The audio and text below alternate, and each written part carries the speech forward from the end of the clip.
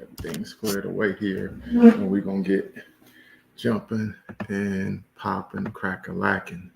All right, peace family, peace family. Y'all know who it is. Y'all know who it is. It's Bakari Lumumba, back once again, progenitor of LumumbaSpeaks.com, a Black empowerment initiative where we believe we could gain a competitive advantage by always betting on Black. Back once again, we're looking to have a intellectually robust conversation regarding some community wrangling regarding Johnathan Majors. As you all know, Johnathan Majors is a budding movie star. He's the primary antagonist in the now released Ant-Man sequel. Kang, I think, is who he's playing. And then, of course, he's going to be the primary antagonist in the upcoming Creed 3 movie, right? Starring him and, of course, Michael B. Jordan. So, however, there's a lot of people, there's been a number of conversations that's taken place in the community regarding does an agenda exist to emasculate Black men? So I hope we get a good sized crowd here this evening. I've invited some people to come on. I want to have some diverse perspectives regarding this conversation. Does an agenda exist to emasculate Black men? So we definitely want to have a great conversation. If you're watching, please make sure you hit the subscribe and the like button. But I think there's a couple things I think people, a couple things we're going to go over, then we're going to jump into the conversation. And of course, I'll put the link in the chat. The link is, however, in the description. So if you want to kind of jumpstart, get your popcorn ready, get a front row seat, and be ready to tap in and be part of the conversation, the link is in the description. But we're going to be discussing some of the community intercommunal wrangling regarding Johnathan Majors' picture, Ebony Photoshoot. I'm going to share some diverse perspectives that were given regarding the photo shoot. Of course, we'll share a quote from Johnathan Majors himself regarding the photo shoot, and then we'll have some different perspectives from different individuals in our community. And then we allow people to tap in and be part of the conversation. Once again, as I said before, you're watching Lumumba Speaks here on YouTube, a Black empowerment initiative where we believe we could gain competitive advantage by always, keyword is always, betting on Black. But with that being said, as you all know, we have to go over some of the ground rules here at Lumumba Speaks. And first and foremost, we believe in diversity of thought. So I believe in diversity of thought. So you could come in, you could provide any perspective that you want, right? It could be an affirming opinion. It could be a dissenting opinion. No problem. Tap in, share your perspective, right?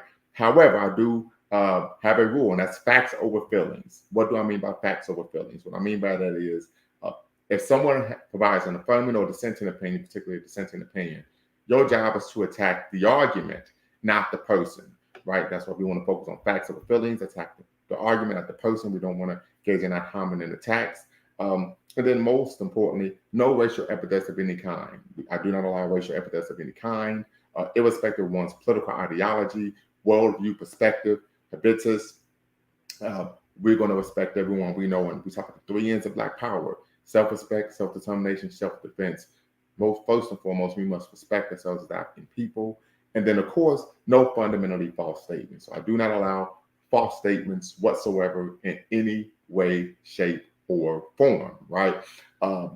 So you could come in, you could provide a perspective, you could even give your opinion. But if you make a claim that's patently false, I will have to interrupt you, shut you down, because, of course, this is my platform and my credibility is on the line. So I will give you an example. You could say, hey, I think it's LeBron James, Michael Jordan, heck, Michael Magic Johnson, Larry Bird is the best player ever. He's the GOAT. They're the GOAT of all time, right, when it comes to basketball. But if you were to make a claim that Michael Jordan only won one championship, then that's when I would shut you down, because that's a fundamentally false statement. So you could provide an opinion, but we would hope that you undergird your opinion with factual information. And then, of course, last but not least, here Lumumba Speaks, our mission is neither to exonerate or vilify, but simply to challenge conventional wisdom and re-examine what has previously been accepted as fact. So I'm going to say that one more time.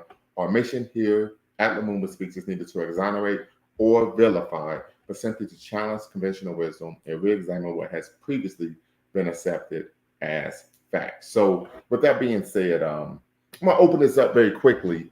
But I think something is rather curious. There was some, and I'm going to share my screen for you all to see this. There was an op-ed written by the assistant editor of Ebony Magazine regarding the Johnathan Majors Ebony Photoshoot. And the argument this sister makes, and I'm going to pull up her name so I can make sure I put some respect on her name, Savannah Taylor. She's the assistant editor of Ebony. And she stated that there's no agenda out there to emasculate Black men.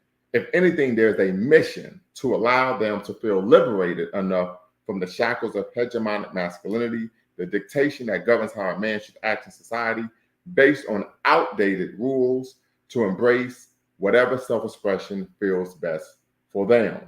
So that is, of course, Savannah Taylor, the assistant editor of Ebony Magazine. Once again, she's making the argument that there's no agenda to emasculate Black men.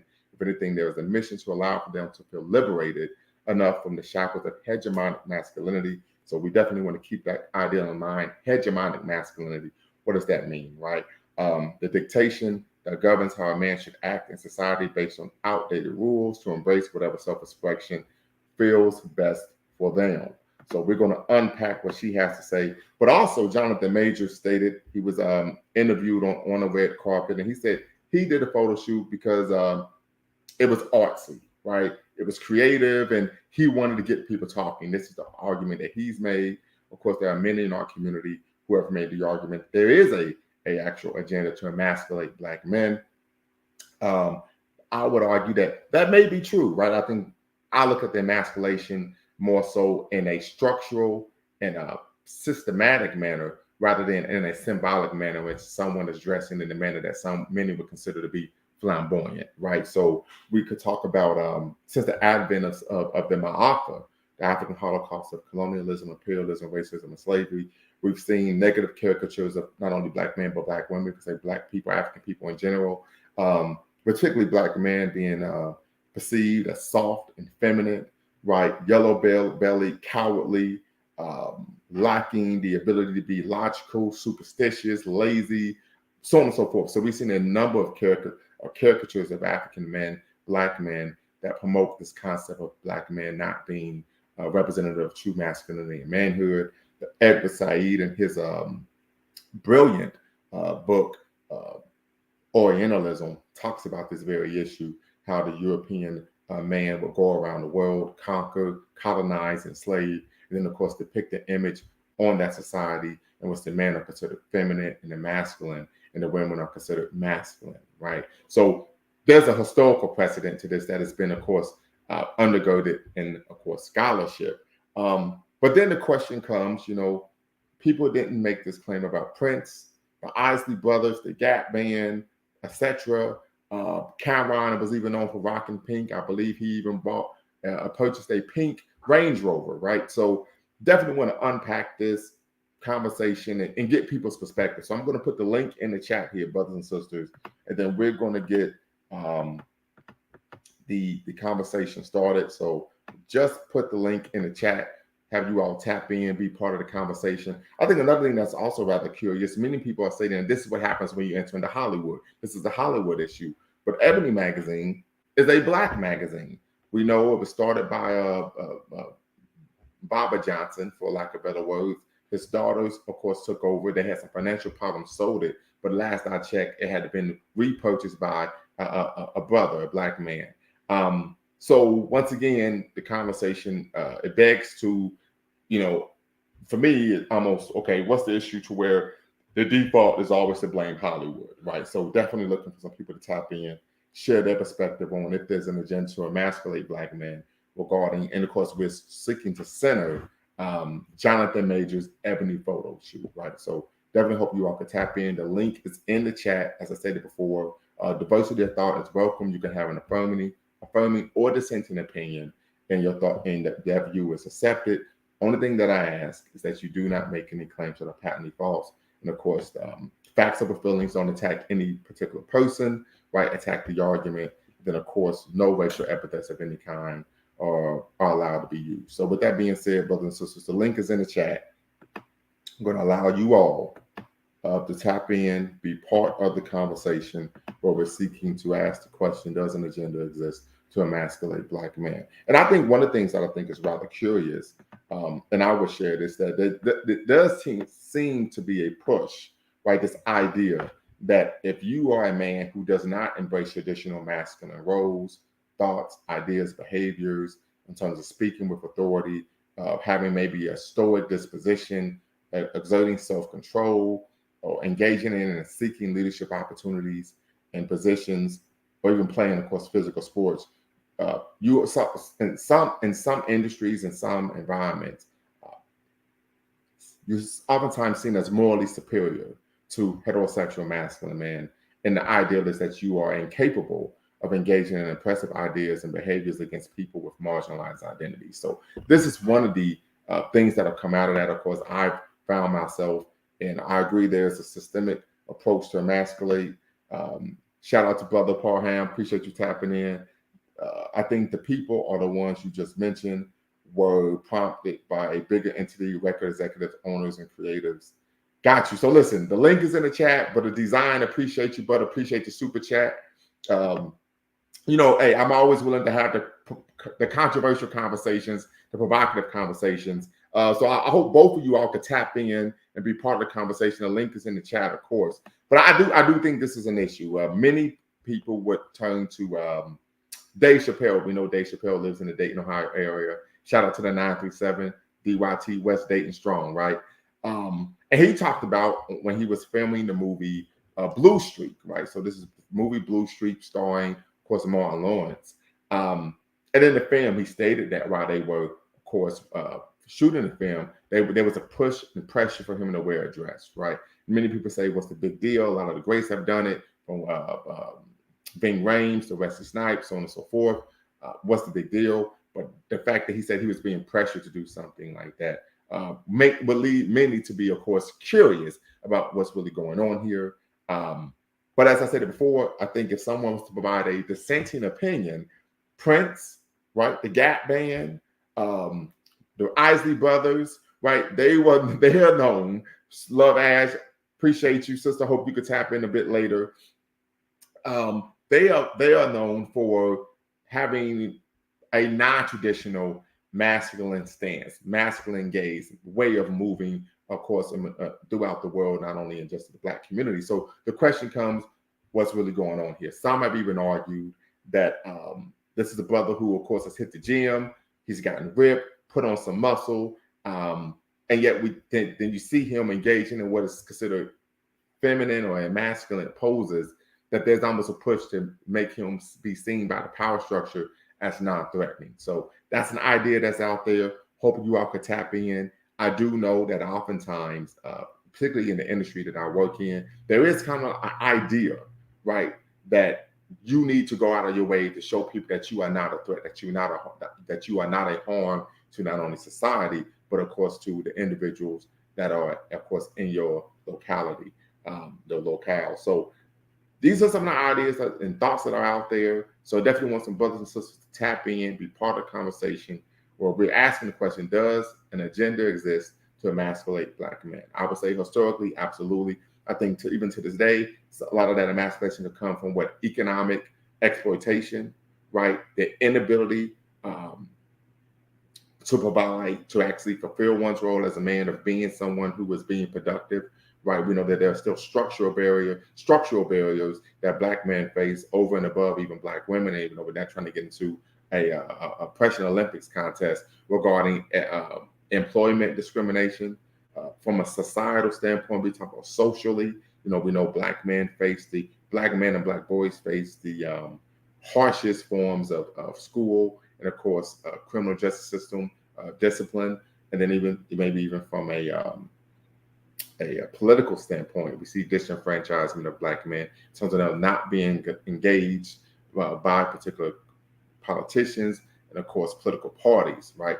Almost as if they are persona non grata, right? So I think there may be some emasculation or even removal of Black men from, of course, the public sphere, right? But I would make the argument that the emasculation is taking place in a much more structural manner, rather than it's a symbolic one where individuals are wearing clothing that many would argue are feminine in nature. So that is my perspective. I'm going to shut up. Once again, the link is in the chat. I'll put it in the chat once again. If you're just now tapping in, make sure you subscribe, like, and share. You're watching Lumumba Speaks here on YouTube, a Black empowerment initiative where we believe we can gain a competitive advantage by always betting on Black. So the link is in the chat, brothers and sisters. The link is also in the description. If you're having trouble accessing the chat, the link is in the description. And definitely want to get you all's perspective on.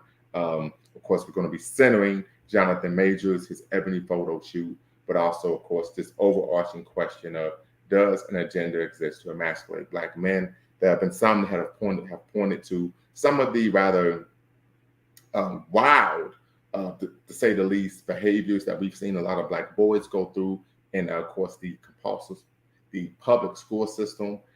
Particularly, I think there was a situation where a young man had dreadlocks or long hair, and the school administrators put him in a dress, right? And I think there was a video that went viral of the grandfather going up to the school, and I mean, really seeking to tear the administrators a new one. So I would argue that there's something going on here to where we are seeing state actors, public officials seeking to what? Put Black boys in girls' clothes, so on and so forth, right? So definitely, like I said, family, the link is in the chat. Brother Design, Sister Ash, Brother Parham, you all could tap in and share your perspective. Once again, if you tap in, you do not have to cam up. Keyword is you do not have to cam up. You can even change your name. Many people want to maintain an anonymity for numerous reasons, right? Many individuals work in industries in which it may be damaging to one's, of course, profession to make claims that are considered problematic or unprogressive, right, to say the least. So definitely understand that. So you do not have to cam up. You can use a pseudonym, so we don't need to know who you are, right, if that is the case. But I would definitely say I've experienced in my career, my journeys, my travels, that there tends to be a thought process, a mindset, a culture of having a belief that if you are a man who does not embrace traditional masculine roles or behaviors or way, of course, of situating yourself in the world, that you are somehow morally superior and incapable of engaging in oppressive ideas and behaviors against people with marginalized identities. Now, I think we all know that is poppycock, right? But for some reason, we tend to find this over and over again. Wisdom never sleeps. I see that you're seeking to tap in. Once you get squared away, I'm going to so you're ready to go. Hopefully, family in the chat is ready to go. If you're watching, make sure you subscribe, like, and share. You're watching Lumumba Speaks here on YouTube, where we believe in always betting on Black. Brother Wisdom never sleeps. What's the word? How are you, soon to be doctor? How are you? Hey, I'm doing quite all right. But listen, I've been working all day. I just came home from the library. Okay. Well, all you have to do is turn around. Yes, sir. And I appreciate it. You don't have to go out. Just turn around. You just came from the library when you turn back around. Okay, let me tell you what's happening here. A lot of people, when you say emasculate or effeminize men, they're thinking from the sexual perspective. And that's not really what it is. This is a mental, emotional perspective. This is to make sure, without a doubt, if they can't abort it, if they can't gel it, they have to now make sure when you're out in the public, you're softer because you're the warrior that will bring your people back to prominence. So there's a certain amount of warrior in Black culture, in the Black man. They spend a lot of money in Kenya studying that God is emotionless. He would defend without question. They're spending money over in other countries doing the same thing, studying the hardcore male, especially in Africa. And so this is what it is. This is all about trying to make sure that you don't have that class of warrior men to rise up and care nothing about taking their freedom and taking their people to where it's supposed to be. They're trying to make sure that they don't know who is the what they call the Messiah is going to be. So that's who they're always taking out. That's why all of the so-called leaders before was always taken out before the age of 40. Most people don't realize most of those that was out there never reached the age of 40. They was in their 20s and 30s. These were all the Black prominent people that you can think about in most cases. If they lived longer than that, they was not that major of a threat. But the ones that became a true threat to lead their people, to get the people's mindset shifted, they never reached the age of 40. Right. And so let me ask you this question. I'm throwing this out just to provide a dissenting opinion until we get some people in the conversation who will provide a dissenting opinion. And I'm just doing this so that we can have a more robust intellectual conversation. Some people would argue that you could have a more feminine posture, way of thinking, mindset, mannerisms, even emotional disposition, and still be someone who is, for lack of better words, down for the cause. And what many people argue, even though he was homosexual, was the work of Bayard Rustin. Mm-hmm. So my question would be, what would you say to that? The thing of it is, it's never been about whether you are feminine by nature or by the way you was raised. You can still be down for the cause. You can be very vigilant. You can be very revolutionary. You really can be all black all day, all the time. So that's not, some of the most, this is what people understand, even in the alphabet community, they have a lot of abuse that people don't talk about.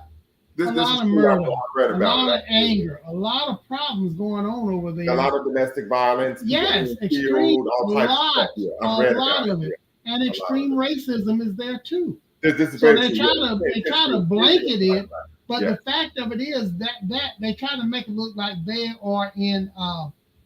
They don't want to be inclusive. Let me tell you, most people want to be special treatment. They don't want inclusivity. Because if they did, they wouldn't have trouble when somebody make jokes in comedy, because everybody is free range when it comes to comedy. So why is it when a comedian goes there, then they get attacked? Well, you don't want to be included, like you say. You want to be special treatment. So we know coming up for many years how many people a lot of times in the family that like same sex. Mm-hmm. They didn't go out and try to push it on nobody, but they fight down with the family just as hard. You wasn't going to, mess with the family in any way. So they had the family back, the community back, just like they was also protected as well. So they are respected also. So it's never about, like, look at it this way. The movie is coming out, Creed 3. He is the guy's opponent. So these are warriors in the ring, but now he's doing this thing on Ebony. If I could, and you're in the Detroit metro area, right? No, I'm in Carolina. Oh, Carolina, okay. So I used to box, and boxing is considered and is seen as, and has historically been seen as, a gladiator sport. Correct. Literally. Correct. So then it's like, well, you're taking on the stance of a gladiator, right? But then you're posing that people consider to be. But no, it's right. This is right before the movie is going to come out. Mm-hmm. So they're trying to make him look softer, but they're making sure they expose his build that he shows in the movie. Right. So he is the gladiator, the opponent, the fierce guy, the warrior going in with another male, but he in the magazine, they want him to be really soft, really approachable, because they can say, oh, you can go fight your own people, but when to the world, you need to be very soft. You need to be very docile looking, except for when you fight your own people. That is the double message the real message that's going on. My thing is this: they have gotten so many people that, let's say, for whether same sex or singleness or whatever you're choosing, you don't have to disown your people or your true masculinity. And I say this to everybody, still to this day, most of your men and women of same-sex orientation are more masculine and feminine and do everything men do, except for who they sleep with. The women are the same way. They're very soft, very feminine. I know some bodybuilders who are homosexual. Right, but that's not who they put out front. Right. Because that's only a handful that's really, really feminine or really butch as women. Mm-hmm. So when they put it on out in the media so much, you notice them easily in society. But the true whole of that, they are really still warrior men out there. They may sleep with another warrior man, but they will fight and break your neck. They will cut your throat. They're in the gangs and everything. They don't go into jail, all of them, and come out the same. They may be meaner and more ruthless, learn more criminal, but they also learn how to have sex with each other. That's a known fact. that they don't talk about as much. The women the same way. So they still they could be just as mean as ever, and they can keep going back and forth. But at the same time, like I said, they'll take your head off. But they're trying to get them disarmed from fighting for the collective body of people. Mm. That's really what is going on at the bottom of everything. It has nothing to do with sex. It's to disarm your warriors so they don't stand and they don't fight, because the uprising and change is going to happen. How long can they prolong it is the thing. How long can they still say, your people hate you so much? Come over here, even though we don't like you. We don't give you any of the money that's raised for the cause. We don't do anything special for you. We just have you belong, just like the black women went into the feminist movement. It didn't reward you anything. It broke you up from your family structure where you really was honored. And protected. Yes. Right. Yes, you was revered wholeheartedly. But once you got so far in that mindset, it's hard for, when people get so far out there, for them to disarm themselves, to reset their mindset and walk their way back. And they know this. They'll fight tooth and nail not to go back to really where they really are respected, revered, protected, appreciated, loved, and all those things that they say they're not. Okay. So let me ask you this question. And of course, family, if you're watching, you can tap in. The link is in the chat. The link is in the description. We're having a conversation regarding, does an agenda exist to emasculate black men? So let me ask you this question. Why do you think in the mainstream society, particularly in entertainers, tend to engage in these rather questionable behaviors or styles? Why do you think that's taking place? Because they're considered the leaders of the fashion. They're considered the leaders of the thought process, the political thinking, all of this. Because why? We as a collective people love entertainment so much that's why they use entertainers and actors and actresses to follow that, or they won't say too much because they look like us. So they can filter the agenda in through the back door or right in your face through those people that you fund your money through, that you talk. You don't even want to critique them, should I say. Because most time you're going to hear, well, white people do this and well, the Asian people do that. No, this is who you need to get a hold of your people. So they take part in it, one, for the money, the esteem, because they feel separate from their collective people. So as long as you feel like you have made it out, then you do the things to keep you where you think you've made it to, until they pull the rug off and on you. Then you run back to your people for approval again. But you really not back. You just till your money comes back again. So could you possibly give some examples of that? Well,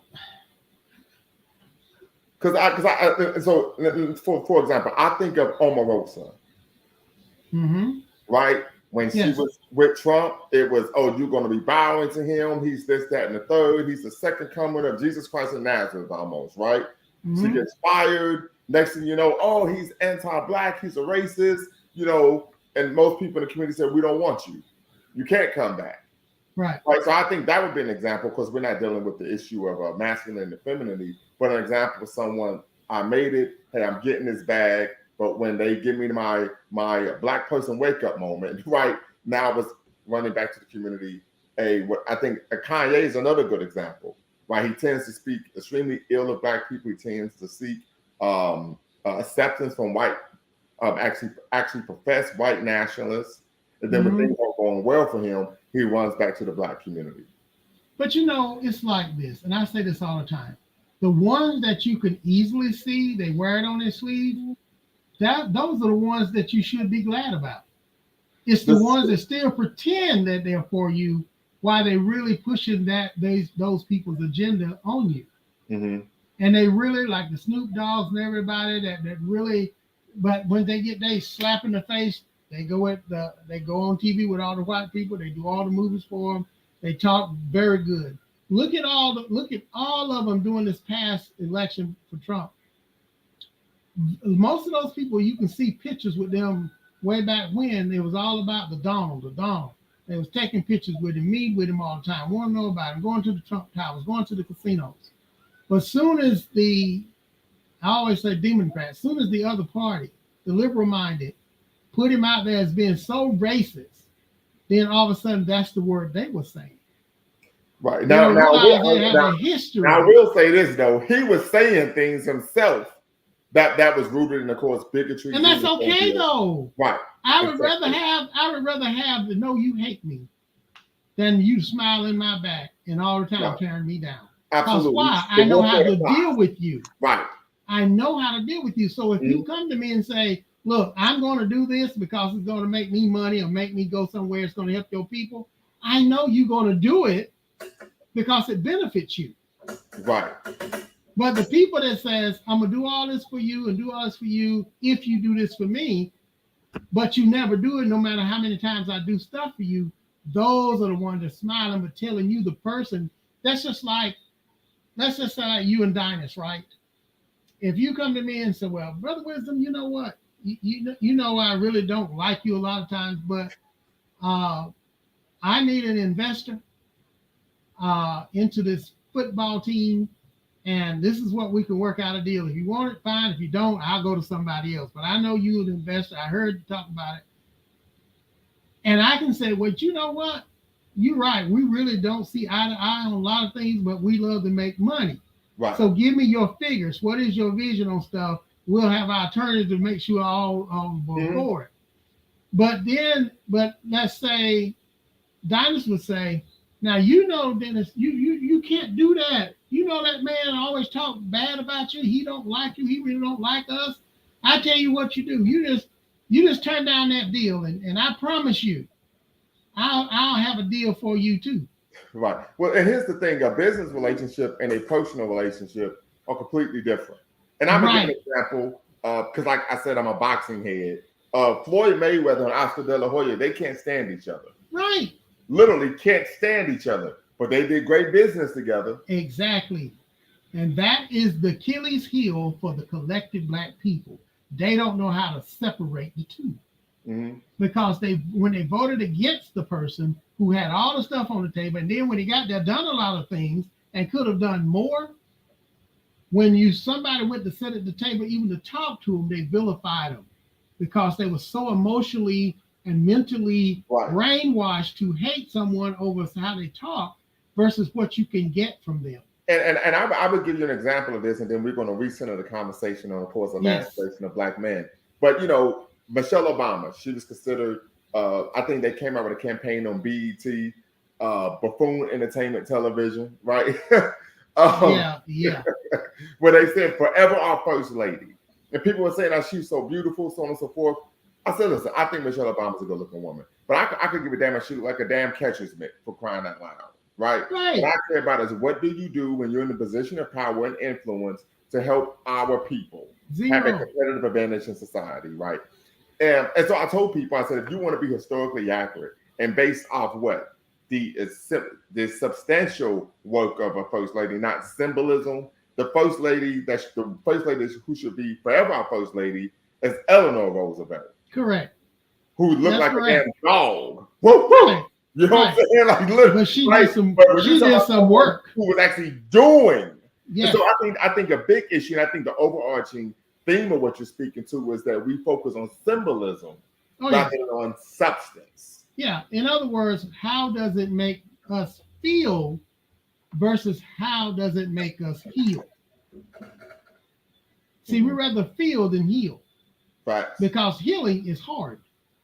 Because you got to know that you're sick and what area you're sick in, what have you done to get there, what you got to give up, what you got to change, what we got to deal with. That sickness, you can hear it, you can see it, you can smell it.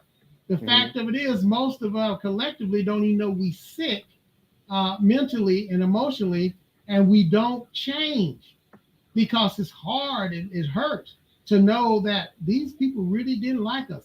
The Obamas really didn't care about us.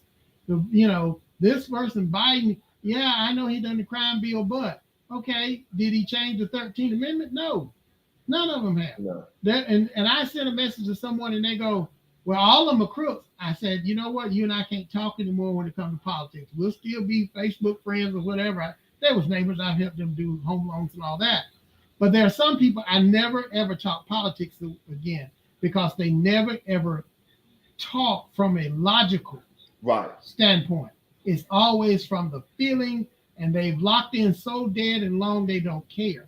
And long as they feel they're doing okay to get by, then I won't change that person. I won't knock them down. I want to tell the truth.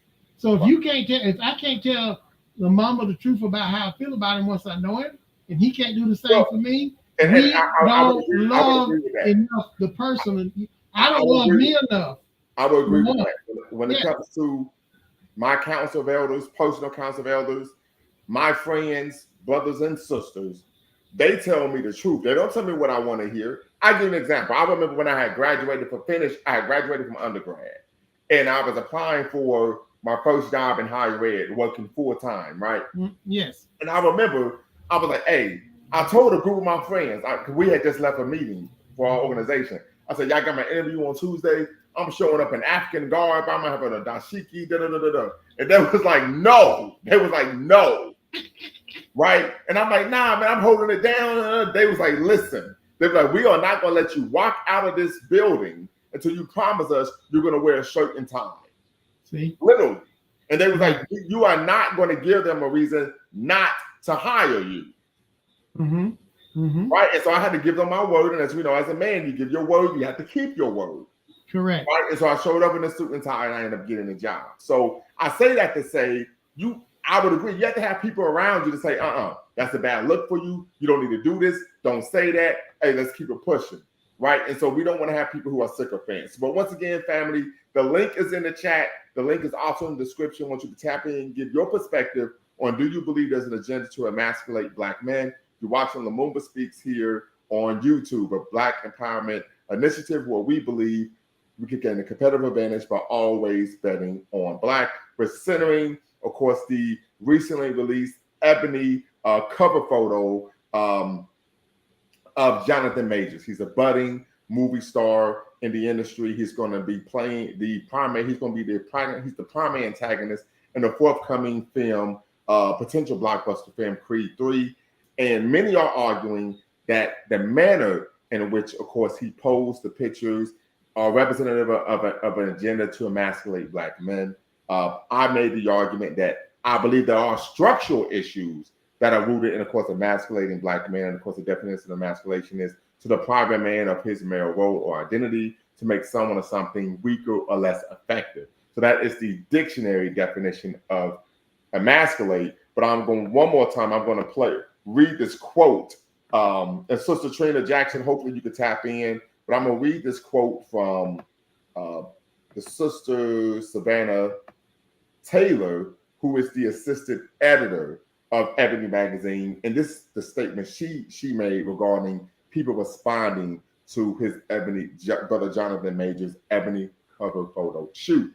And she states there is no agenda out there to emasculate Black men. If anything, there's a mission to allow them to feel liberated enough from the shackles of hegemonic masculinity, the dictation that governs how a man should act in society based on outdated rules, to embrace whatever self-expression feels best for them. And so the question is hegemonic? What's going on, Brother Bawan? I hope you could tap in. Sister Trina, you could turn your camera off. Hope you could tap in as well, Brother Bawan. So the question is hegemonic masculinity real? And then the other question is, want to get you all's thoughts and response to, of course, the quote that is taken from the op-ed that Sister Savannah Taylor wrote in response to Brother Johnathan Majors' Ebony cover photo shoot. And of course, Sister Savannah Taylor is the associate editor of Ebony Magazine. So, Sister Trina, I'm gonna let you tap in, and then of course, Wisdom Never Speaks. I'm gonna let you share. And if anyone's in the chat, you're watching, tap in, be part of the conversation. You can answer the question as well. Go ahead, Sister Jackson. I personally feel there is an agenda to emasculate Black men. I've noticed that a lot of these shows, especially these black shows they show on certain channels, they have a black man that's emasculated. Could you And provide some examples? for example, the show, I like this show, I watch it, Sisters. And they have this emasculated character on there. It's like when you watch these shows, it's either, I notice when it comes to black men, they're emasculated, and or if they so-called alpha male, it's toxic masculinity, like the show Power, where they just, shooting up, bang, bang. It's either emasculated or just over the top. Where Right. with the emasculation, they have the men, wearing female clothing, and, they're in like women's femininity and things like that. And they have them, always hang around a bunch of females and talking to the females and want to be friends with the females and want to give advice to females all the time. And they don't seem like they want to hang around a bunch of men and do, be masculine. I notice a lot in these shows, especially these black shows. Okay, I've heard the same sentiment being made. Any thoughts to what, any response to what Sister Jackson had to say? Yeah, she's correct in what's on television and the movies and things like that. It's the agenda is real, whether people want to call it that or not. And we also have to be mindful. I don't think Ebony is no longer owned by anybody black. If it is, they part of the agenda. And it is, but it was sold. So of course, the original owner, Brother Johnson, passed away. It was deeded to, of course, a will to his daughters. Unfortunately, they faced financial problems, and they sold it to a white company. But it was purchased recently, I believe, in 2019 by a brother. Okay, and so we must also understand what is that brother's vision himself. Sometimes, you just you can have the face in front, the owner in front, but really appeasing someone else to try to spread, make sure that you get more viewership. Okay. A person can explain away anything in this article they put. The fact of the matter is they don't want to rock the boat either. They the one made sure it was on the front page. They the one, because they're trying to appease a larger audience that's not black, actually. They're trying to also appease the LGBTQION and all the alphabets. And try to get more readers, viewership that way. That's also part of the agenda. But my thing is, people don't understand is that if you cannot say something's not agenda when you see it all the time, you hear it all the time, it's showing in almost everything, everywhere. Even for the children, it's got to be the black kid that's, even when they say they genderize or whatever, they're always with them as well. If you look at every act, thing on movies, even when they're coming up with the gay characters, why do it have to always be a feminized person? They really don't show any masculine men, even if they're same sex. They have to show that you're very obliging, and you also submissive to their culture, because that's who they match you up with on television shows and in movies. And that's just a fact. Because, like I say, a true masculine man, you won't even know what he's doing behind the closed doors. Because he'll be out there doing every job masculine, every sport, every gladiator, everything. If he didn't tell you, you wouldn't know. So they have to try to make it where everybody seems to be, it's okay though, you strong, but we need for you to wear this, which makes us don't feel as threatened by you. Okay. The other thing, so let me address something that most people don't see or talk about. when we're talking about them wearing the feminine clothes and things, if we go back in our history, there was no pants. There was a way that those loins, as they call them, were made, whether it was a point or tip. Dressed is also on every, if you look at the history, is there on the walls, how it was done, how they dress, how the females dress. So if you're going to dress in the way your old culture was, that's one thing. But what you're putting on and how you're doing it is not the same. So are you trying to represent your culture? It's just like when Nas X done the thing with the devil, and I said, y'all looked at the kiss at the end. I'm looking at the whole culture that he was saying, that how we dressed back then, what we wore back then, the whole stage. That was kind of disrespecting the whole culture, not the kiss at the end that's the only people talk about. If you look at that whole scene from that stage act, everything was dressed in what they wore back in the days, long before internet stuff is drawn on the walls of the pyramid. That whole stage is all about how we were. And if I can say this, we do know that the concept and idea of African entity, of African culture, heritage, religion being synonymous with Satan and the devil came as a result of the success of the Haitian Revolution. Mm-hmm, exactly. Right? So that is not, because I've never watched the video, so I can't really speak. Let me turn my camera back on. Like, I've never watched the video, so I can't really speak to what took place, what transpired. But I might have to go watch it. You know what I mean? But if that what you're saying is true, then of course that's an issue. But let me pass it to Brother Bawana, and we'll very quickly. Westside Mike said the sisters alluding to how black shows, especially Tyler Perry shows, were being emasculated is looked down upon, especially if you're black. I would agree. Oftentimes, like I said before, depending on the industry that you work in, we even see a lot of times in TV shows where being masculine is seen as a negative. We oftentimes could even see in movies, black movies and propaganda, to where the brother who's responsible, educated, got his ish together, he's a jerk.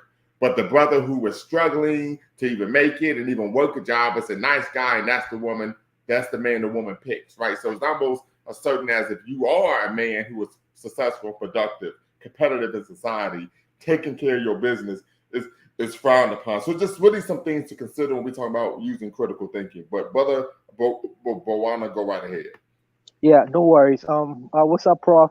Respect to you, respect to Brother Wisdom, and respect to Sister Jackson. For me, I personally think that we've really come full circle in terms of this androgynous behavior.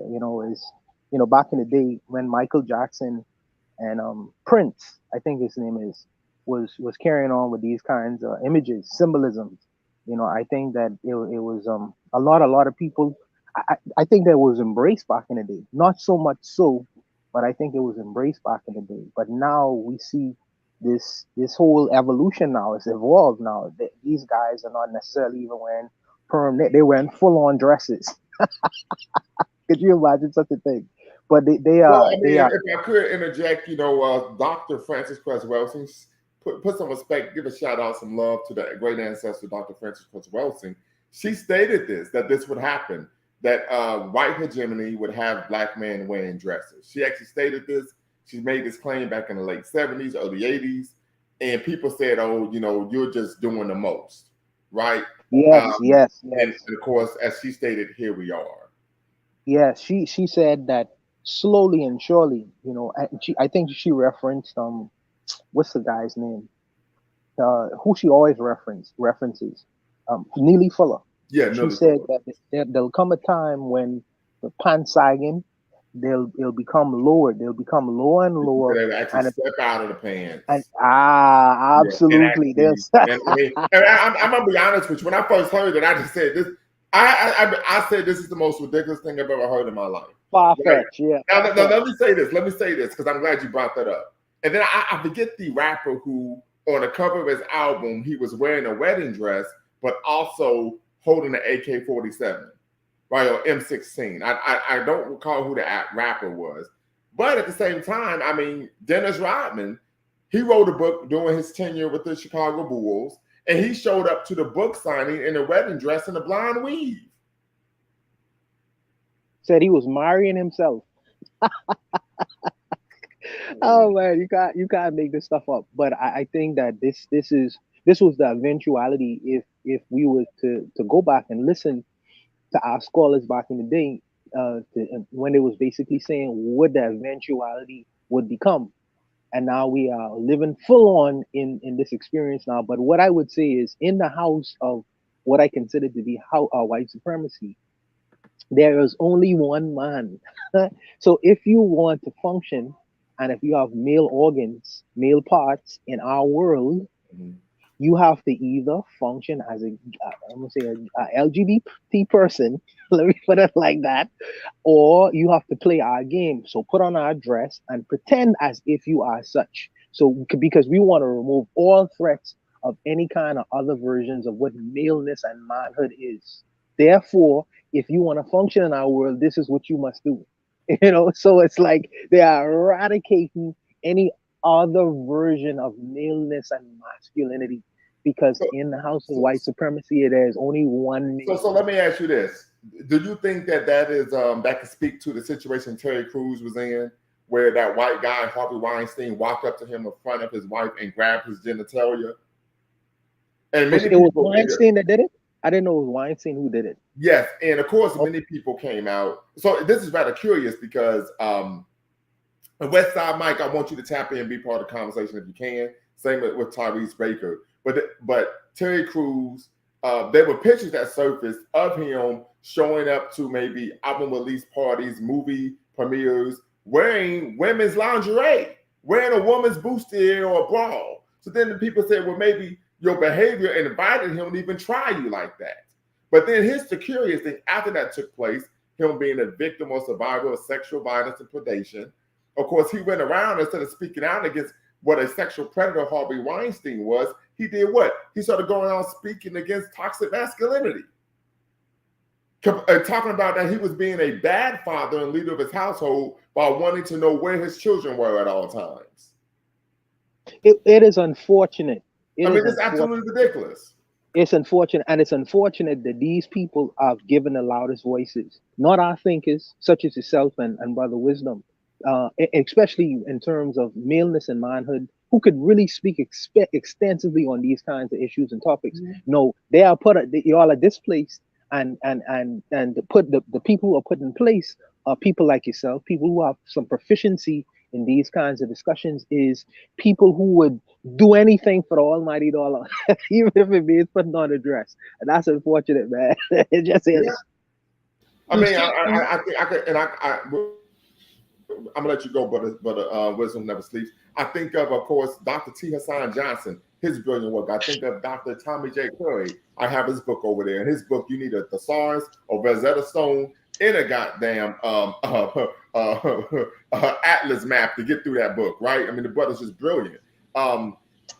So there are a number of scholars out here who speak about these issues rather eloquently. They provide historical examples. They provide a great scholarship about the issues regarding the emasculation of Black men. And these aren't fringe journalists, fringe writers. These are actual academics, PhDs who have full professor positions, or even associate professor positions at four-year universities, right? So this is a real issue, and this is what has prompted the creation of what Black male studies, right? Because there tends to be a push, and other times it's explicit or even implicit, this idea that being a Black man, being heterosexual and being masculine is seen as problematic, and that your mere existence is what? Oppressive to individuals with marginalized identities.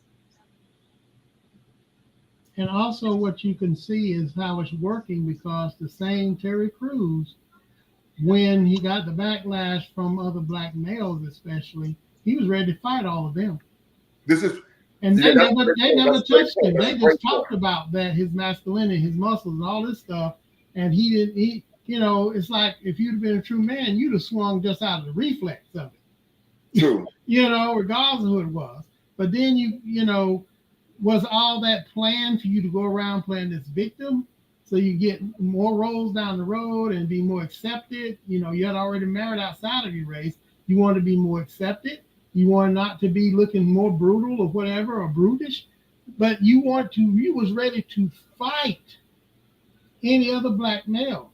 And so this is what is happening with a lot of the black men that is pushing this so-called agenda of being part of it. As soon as a black male say something, they want to fight them, but anybody white says it, they won't say a word. Right. Oh, just talk it out. MLK, you're my brother. Whole nine, right? Got you. But he was angry with the black men. Angry because they said anything. Right. And the wild part was, and I don't know if his wife is black or white. I thought she was a mixed racial ancestry. Well, she probably is. She might be. But the issue of, I'm so proud of you, honey, that you didn't do anything.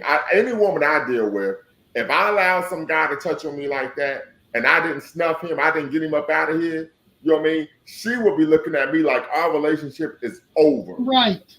Matter of fact, is this something you want to tell me, Bakari? Yeah. And look, and that is the one guy Oprah and nobody else wanted to ever talk about, no matter how many other black men they talked about, tried to make them the face of things. And that's the other reason why the emasculation was happening, the feminization was happening. So you have to either be toxic, perverted, and on all the sexual deviant and all these things they try to put out there. But the very man that grabbed his crotch and supposed that grab other women's crotch and things like that, and you do nothing to him, and you just say, I'm a victim too. I'm a join the Me Too movement, Me Too +1, or whatever it was he was trying to do. Right. But he didn't have the same comeback when it came to other brothers. People that looked like him wanted to talk and question his manhood. He ready to go out there, literally saying he ready to fight. Yeah. Amazing. I am glad that we are living in a time where the information is so liberalized, and because we are able to hear from voices like Dr. Hassan Johnson and Green Gorilla, people who talk about male issues from an academic standpoint. And my challenge to the people in academia is, as you said, suggested earlier, Dr. Lumumba, that his book. Lumumba. I'm not a doctor yet. Oh, sorry. I keep forgetting. Professor Lumumba is the fact that Dr. Curry, I think he is a doctor. Dr. Curry, yes, he is. Dr. very. Curry. Yes, it was very. I think it's called the man knot. The fact that his content is so academic, and my challenge to these brothers is to break it down to the level of the typical understanding of the typical American person, not even a typical American person, but a typical global person in the English-speaking world, so they will be able to understand the information and use that as a weapon against what's being pushed at us. So that's my challenge to people in academia. And let me respond to that. I think that's a great point that you make, Brother Bawana. And real quick, Tyrese Baker, this is my big cousin on the line. He says ex-football player Victor Williams was on the cover of ESPN wearing a wedding dress with Mike Dicker. They were saying it was a perfect marriage, right?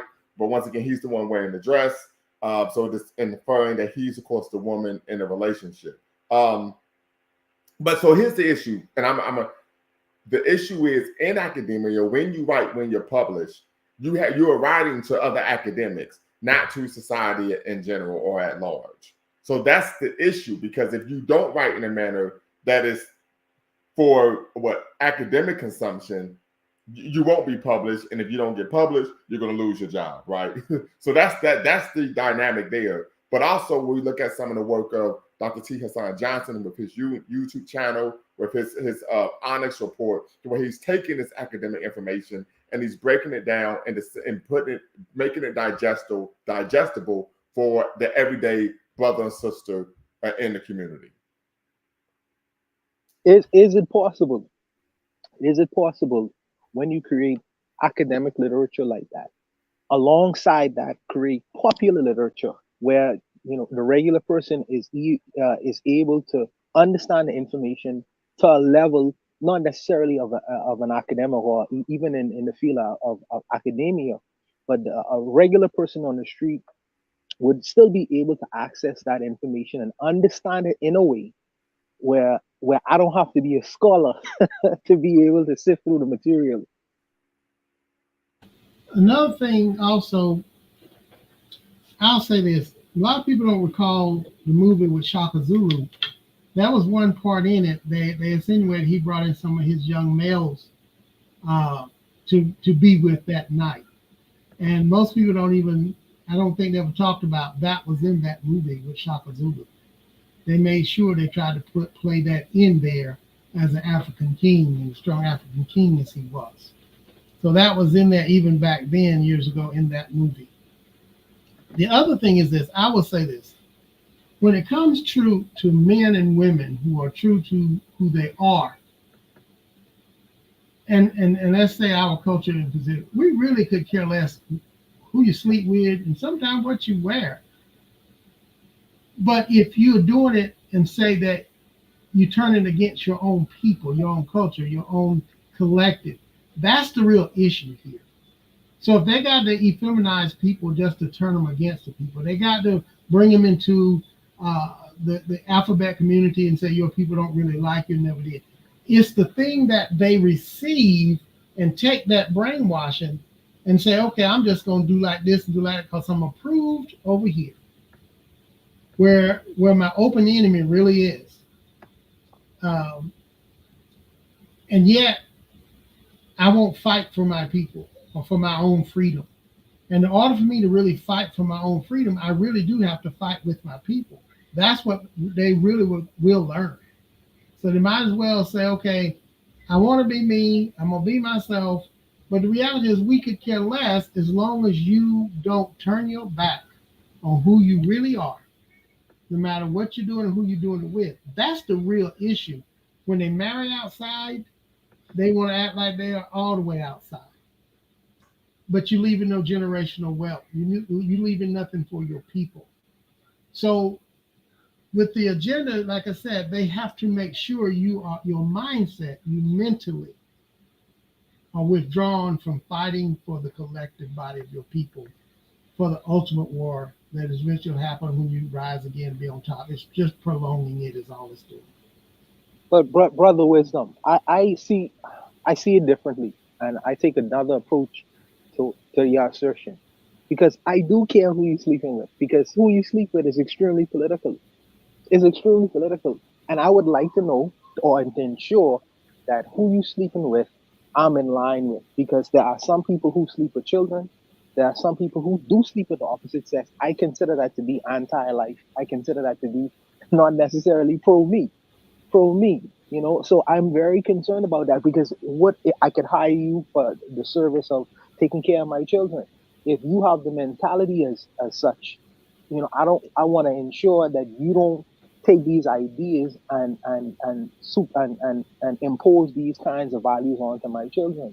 So I need to really be sure about, okay, there are some people who even sleep with animals. Yes, so I'm not talking about on that level. I said all of it is included as a collective people when it comes to war and freedom. We all gonna have differences of that, religion, all that. I care about a lot of things too. I agree with you on who you're gonna have around your kids, around yourself, and all that. What I am talking about is they're creating this agenda so people to cut off the warrior class of people. And it's not who they're sleeping with as much as what they're trying to call themselves representing. This has not even gotten to sleeping, like I said in the beginning before you come on. It's not about them becoming sexually transitioned over to that side. This is about just taking the warrior and making docile and making not want to fight. That's really what this is about, more than the sexual thing. That's what I'm talking about there more than anything. We are losing the warrior class, and they're still straight people, but they've been feminized to the point where they're not really to fight anymore. So then let's let Brother Michael Jordan tap in. West Side Mike. Hey, good evening, everybody. As far as the topic goes, I grew up watching a lot of TV. I've seen shows like Martin, where he would dress up as a woman, and the whole Medea thing. And I understand where the man, Mr. Wisdom Never Sleeps, is talking about he has great points about where this is going. They're slowly but surely trying to weaken the community and Black men overall.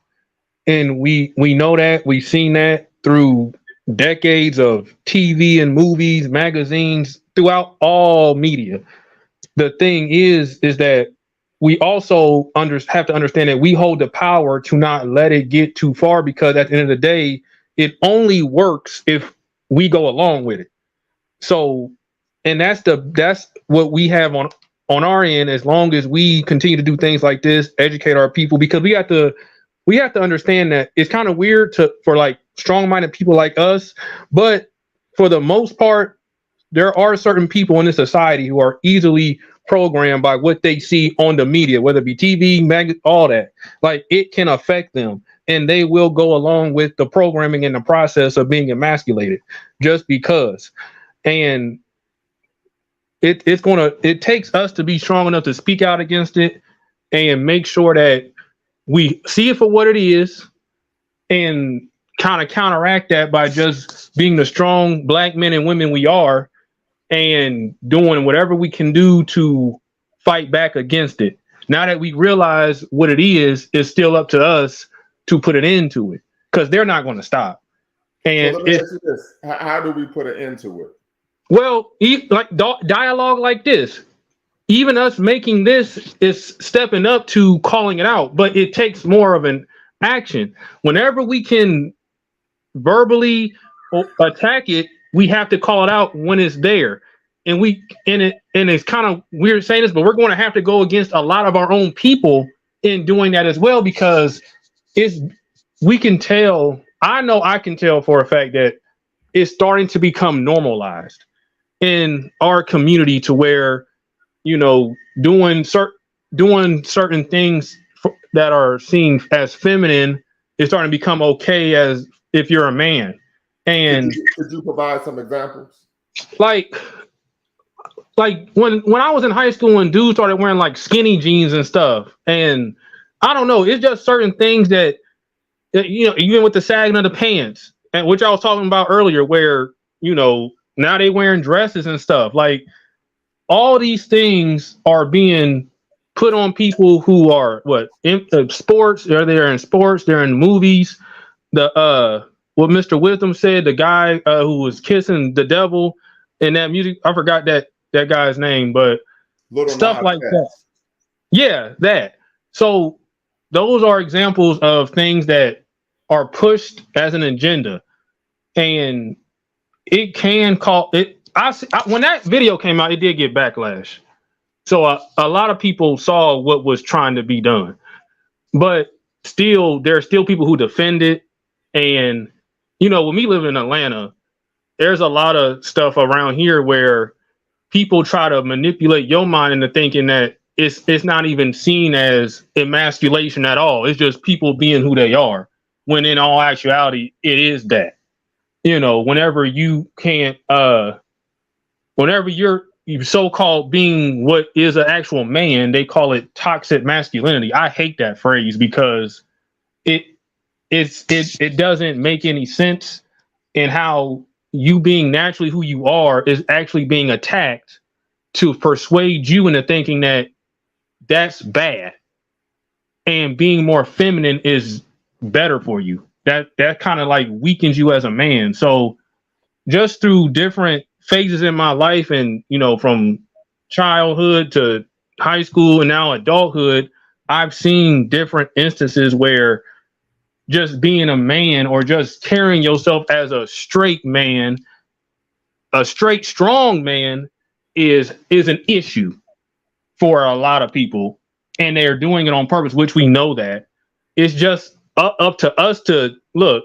I don't care how you feel about it. I'm a man. I'm gonna do what I gotta do, and that's just how we have to fight against it. We just gotta be a unit. We gotta be strong as a people. We gotta start, and that's Black men and women, strong as a unit. Because a lot of women don't play that either. Like, I already know, a lot of real Black women, they not going for that. I know. Right. So let me say this. So toxic masculinity is seen in part as self-reliance and emotional oppression. So the ability to be stoic, the ability to control one's emotions, are correlated with increased psychological problems in men, such as depression, increased stress, and substance abuse. This is one of the arguments being made about toxic masculinity. Characteristics is unspoken code of behavior amongst men in prisons, where they exist in part of as a response to harsh conditions of prison. So, of course, the term toxic masculinity comes from, of course, a mythopoetic man's movement, right? And more so feminism, but there tends to be an argument that if you are able to engage in self-control, then somehow you are being toxic. But many argue that some of the negative concepts of toxic masculinity is this idea that men are socially dominant, and they associate misogyny, the hatred or dislike of women, and homophobia as being considered toxic, right? And so I think a lot of these issues are subjective in nature, as we know. Oftentimes, if you state that you're not homosexual, you do not have an interest in being with other men, then oftentimes you're told that you're being homophobic. So there's a lot that goes into that. I read an article the other day in which there was a trans woman who was complaining that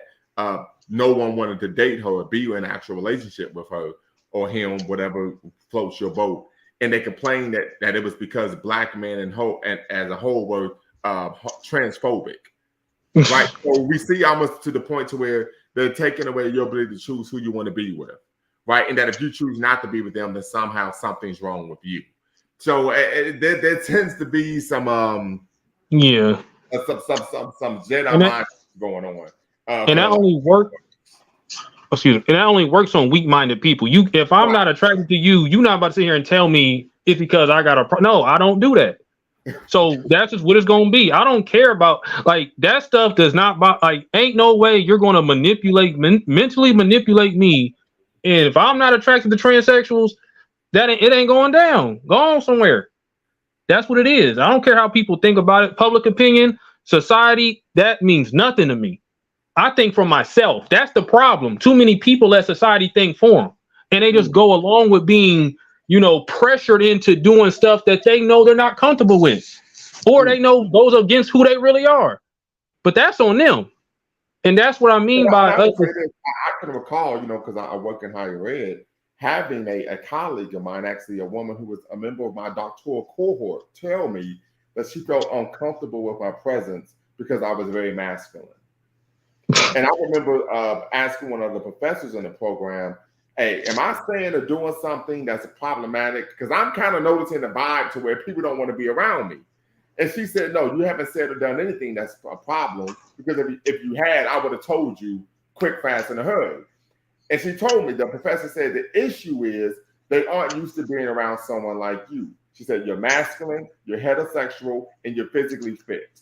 They're not used to being around that. They typically are used to being around men who are small in stature and feminine, possibly gay, and oftentimes they move in a manner, right, in which they almost come off as extremely passive and delicate. Professor, one of the things they complained about was that I spoke with a lot of authority, right? And I said, well, if I'm making a claim, right, and I'm undergirding the claim that I'm making with scholarship, shouldn't I speak with a level of assertiveness and assurity in what I'm saying? Because most people in higher ed, and you all may be unaware of this, they speak like, well, I don't know, but I think like maybe if we could do kind of sort of. They almost speak with all of these double negatives, right? Yeah. Where they're undermining themselves in a way. And Brother Jordan, I think you talked about, you were attending an institution, and it almost is an embrace of victimization. Basically, right? Yeah. Then you're seen as being toxic. But Brother Bawan, I saw you wanted to tap in. Yes. I think that there is, and I would just like to add to your comments. I think that Professor Lumumba and Brother Jordan, there is one adjective that is missing from your equation. The problem is not the fact that y'all are straight, male, heterosexual men. That's not the problem. The problem is y'all are straight, male, Black men. Their fathers are straight, heterosexual men who speak authoritatively. The fact that the adjective is y'all are unapologetically Black men. This is causing cognitive dissonance with many white folks, because they are not comfortable with authoritative Black men. who understands what they're talking about, who has some proficiency in their craft and skill or whatever service they provide. They're not used to that. They're comfortable with the jovial, silly, tap dancing Negro. There's a distinction. There's a difference. America. Yeah, Give me one I second. think that's a good point. One I second. think that's a good point. Yeah, America expects America expects a certain kind of black male. They expect to produce these kinds of things. When they produce something, well, when you are able to produce something that's counter to that, it creates like cognitive dissonance. They're not used to that behavior.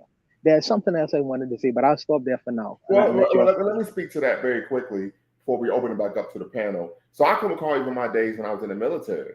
And there was a situation where when I was in the military, that's when I legally changed my name. And I could tell that many of my white colleagues were other soldiers, and I was in a position of leadership. I was a sergeant. You could tell they felt some type of way about that, right? I don't give a fuck, you know what I'm saying? But long story short, I could tell there was an expectation that I would say or do things, engage in particular behaviors to put them at ease, right? To alleviate their concerns. And I remember at the time I was reading Dr. Naeem Akbar. Shout out to Dr. Naeem Akbar. Put some respect on his name. I was reading his book, Breaking the Psychological Chains of Slavery. And one of the things that he talked about in the book was that historically during the Holocaust of enslavement, enslaved Africans and their descendants, African Americans, were forced to oftentimes play the role of a jokester, to perform, to put act like a buffoon to put the master and the mistress at ease. And he argued that same cultural sentiment is still present, to where there's almost an expectation that Black people will engage in buffoonish behavior to make white people feel comfortable with their presence.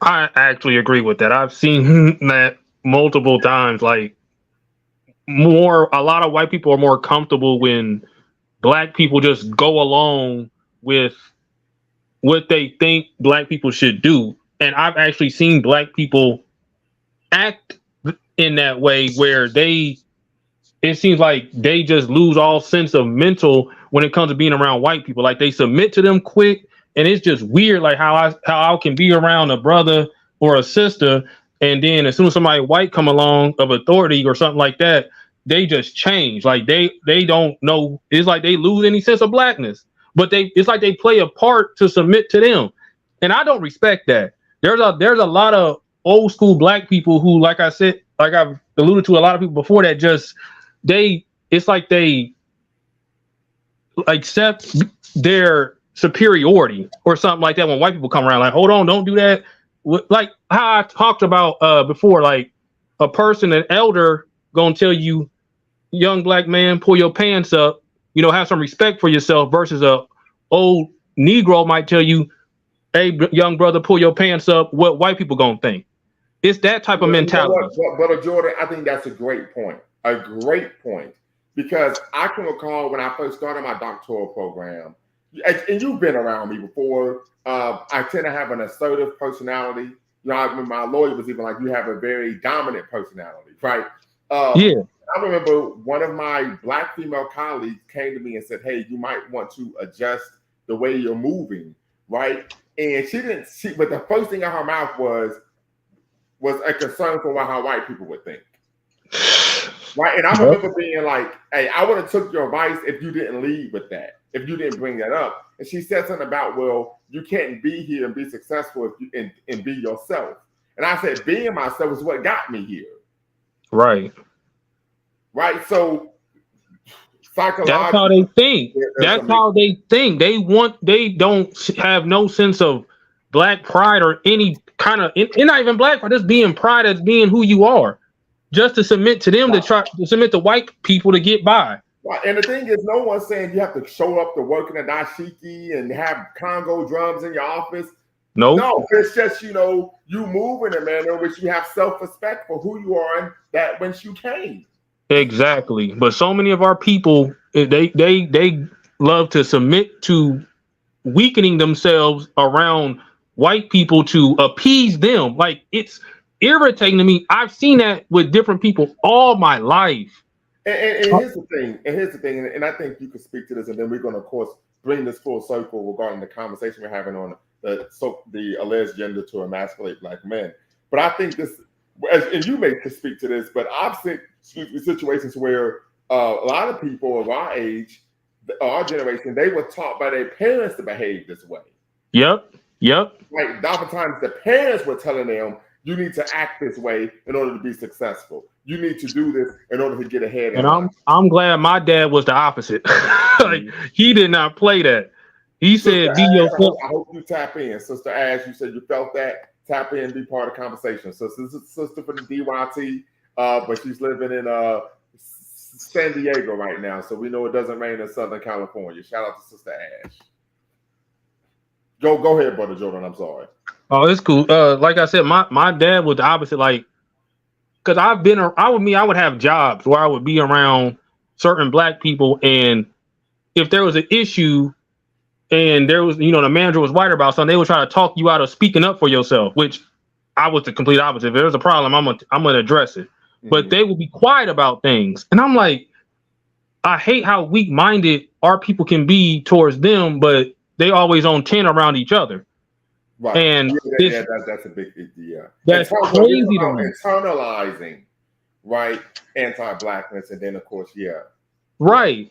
It's like you feeding the fuel to the fire. Like, it's you going along with it purposely. I'm witnessing it. You got strength and you big and bad around your brothers and sisters. But when they come along, hey, boss, or it looks like a gangbanger, a blood and crip. You'll pull a drive-by on your brothers and sisters, but when the cops come around, you act like you don't know what a gun is. That's crazy to me. And I'm gonna say this. I got a brother out of NYC. He was telling me a situation where, unfortunately, there was a black girl who got done dirty by some white supremacists out at Jones Beach. If anyone's familiar with the New York City metro area, you know what Jones Beach is, right? And so, this is the time where he was in the streets. He was warned and everything like that. And he told some of the brothers, "Listen, we need to go over to the white side of town and get us one." And they were like, "Oh no, we can't do that. They're gonna put us under the jail." He said, "But you shooting at black people every day. What's the problem?" Exactly. So yeah, one of those things. So, I just want to interject to that about you act accordingly when it comes to white people. I'm just gonna say this, and I noticed this when black women get attacked by white men. There's no brothers around. Or if there's brothers around, they got their camera phone and they filming the sister getting beat up or jumped on. Now, remember... Could you give an example of that happening? Yeah, some evidence.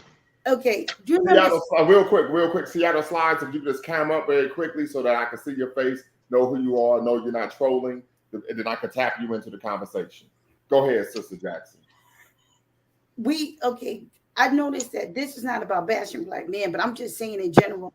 I remember in 2018, do you remember what happened in St. Petersburg, Florida, about the sister that worked at McDonald's? And there was a white guy he was at the register ordering. It was something he kept asking her, and she wasn't allowed to do it because of the rules. She kept talking to him and explaining to him why. And then he got mad and grabbed the sister. And the sister was like, "Oh no," she was fighting him back on her own. But the problem with that was the people behind the counter that was working with her, majority of them people were black. It was black men and women. None of them jumped in the fight. And after a while, wasn't no hands thrown. They got there and pulled the sister off the white man. Instead of you jumping in fighting, especially the brothers protecting the sister, she's sitting up there fighting a dude. And I just was like, whoa. Hold on. So I just pulled this up. So, yeah.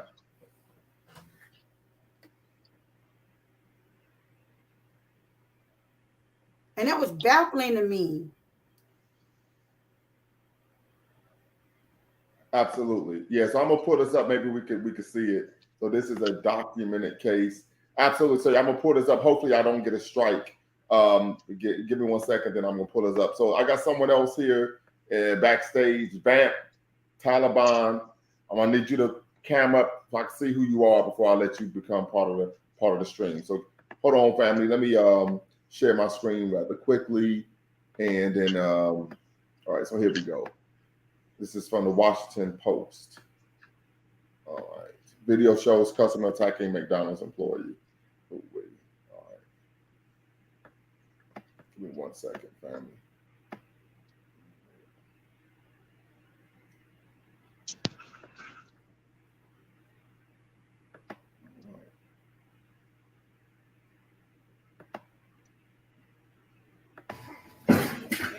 Hey, stop! Hit the police. Let her go. Hit the police.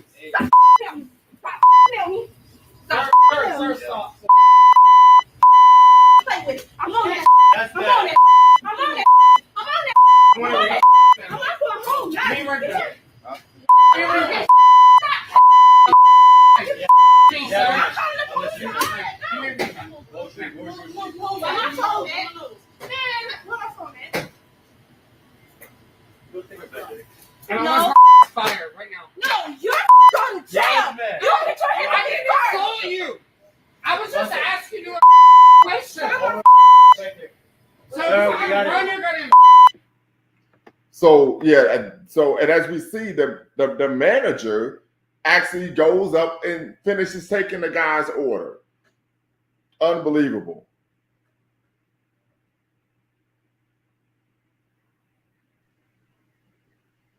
That's ridiculous. Yeah, and Yeah. I was like, where's the protection? Well, what I did see, the only black guy there looked like a teenage African American male. He looked like a teenager. And my thoughts are, the only thing I can think of is that other employees, their fear was, if we engage this customer, we're going to be fired. Because you see how the manager responded. He acted like nothing happened and went up and just finished taking the guy's order. Yeah, he should have refused his services right there. I don't even know how that happened. You're going to need to leave. You attack one of my employees, you got to go. They should have called the police on him. Exactly. Yeah. What I would say to this particular video is, I have seen videos like this where I do believe that black men should have stepped in, but I also have seen videos where black men have stepped in. In particular, on the same YouTube, where you see this white guy trying to assault this black lady, and a guy I think that he was in a carry state, and the guy was ready to pull out his gun. Yeah, I think he did. And the white guy just started talking very loudly, like, "Why you gotta have that gun?" So it really depends on what you viewing, what you're watching. Brother always have Lumumba. Let me finish, brother. Let me finish. Oh yeah, go ahead. You're always gonna have a balance of, there will be men who are not necessarily protective of black women. There are gonna be men who are very protective of black women. So I think that you should kind of try to be balanced as much as you can be, because there are videos like that out there.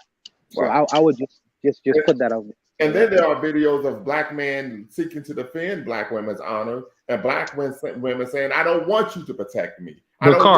Absolutely. So, I mean, a good example that I'm gonna let you tap in, Brother Jordan, and then we're gonna pass it to Seattle Slideshow because he's been waiting patiently in queue. But there's a situation in Chicago where this was a Asian-owned hair salon, hair store, right? Hair products they were selling. One of the Asian employees or owners physically assaulted a black woman the day before. Black men in Chicago, on the south side of Chicago, South Chicago stand up, showed up, protested, and was employing black women not to patronize the business. And there were black women, and we could call these women bukishas, they were Wahahina hood rats, who literally attacked the black men who were there to defend their honor. Yep, that's on video. Them, physically attacked them. Who are you to tell me that you got a right to protect me and try to unfreaking believable? We're not making this up. So I think you said there needs to be a bit of balance. Brother Jordan, I'll let you ask a question. Then, of course, we're going to pass it to Brother Seattle Slideshow. I was gonna say I saw a post that you made and it had 4 black guys on there. One pushed his sister out the way to say he got hit by a car. The other child died trying to save his sister from being sexually assaulted. And then it was 2 other young black men. No, one was on a bike and chased a guy in a car that kidnapped a 5-year-old.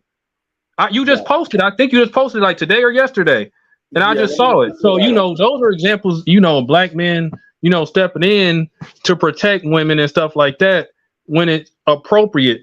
But like you said, there are instances where putting yourself in that position will end bad for you. You can see a domestic dispute and defend the woman, and you get arrested because you attacked the man, and she bailed him out, and you sitting in jail looking stupid. Right. You know what I'm saying? In fact, she would testify against you. Yeah, exactly. So listen, we're gonna pass it to Seattle Slideshow, and then we're gonna pass it to Vamp Taliban. If you're watching, make sure you subscribe, like, and share. You're watching the Moomba Speaks here on YouTube, the Black Empowerment Initiative, where we believe we could get a competitive advantage by always betting on black. Seattle Slideshow, what say you? Yeah, nice to be on the panel. Good evening to everyone. I think by this point, I mean, of course, like, we want to talk about the topic, is there an agenda? Absolutely. I mean, it's been one for decades now. We've been talking about this for decades now. Sure, we could take this all the way back to MLK. You could probably go before that and talk to certain people. I think at this point, it's not. It's kind of like we can see many different historical examples. Ottomans, Mayans, Roman Republic, Roman empires. We're at the point now where you pack your stuff up. Take a couple people who you think might be on board with you and just build somewhere else. Like, it's not. We could sit here and we've been doing this since the 60s, 70s, 80s, 90s, thousands. Like, how many more decades are we going to spend talking about what's happening, what needs to be done? Like, it's not working. Well, it's to the point where we need to rebuild somewhere else, and I don't know what to do. Like, it's almost like you guys are familiar with the tech world. I'm in tech. It's like you got a million viruses on the computer, and we're sitting here having a roundtable discussion. All right, well, do we remove the T virus? Do we change this and that? Like, and then someone comes in like, no, reformat the whole drive, wipe it clean. Like, that's what needs to be done. I mean, it's like, what more can you really do, especially in the States in this situation? Understood. Vamp Taliban, what's the word? All right. Thank you guys for having me as well. I appreciate being on the panel and everything. Good evening to all of you as well. So I'm kind of on the same wave as Seattle Slideshow.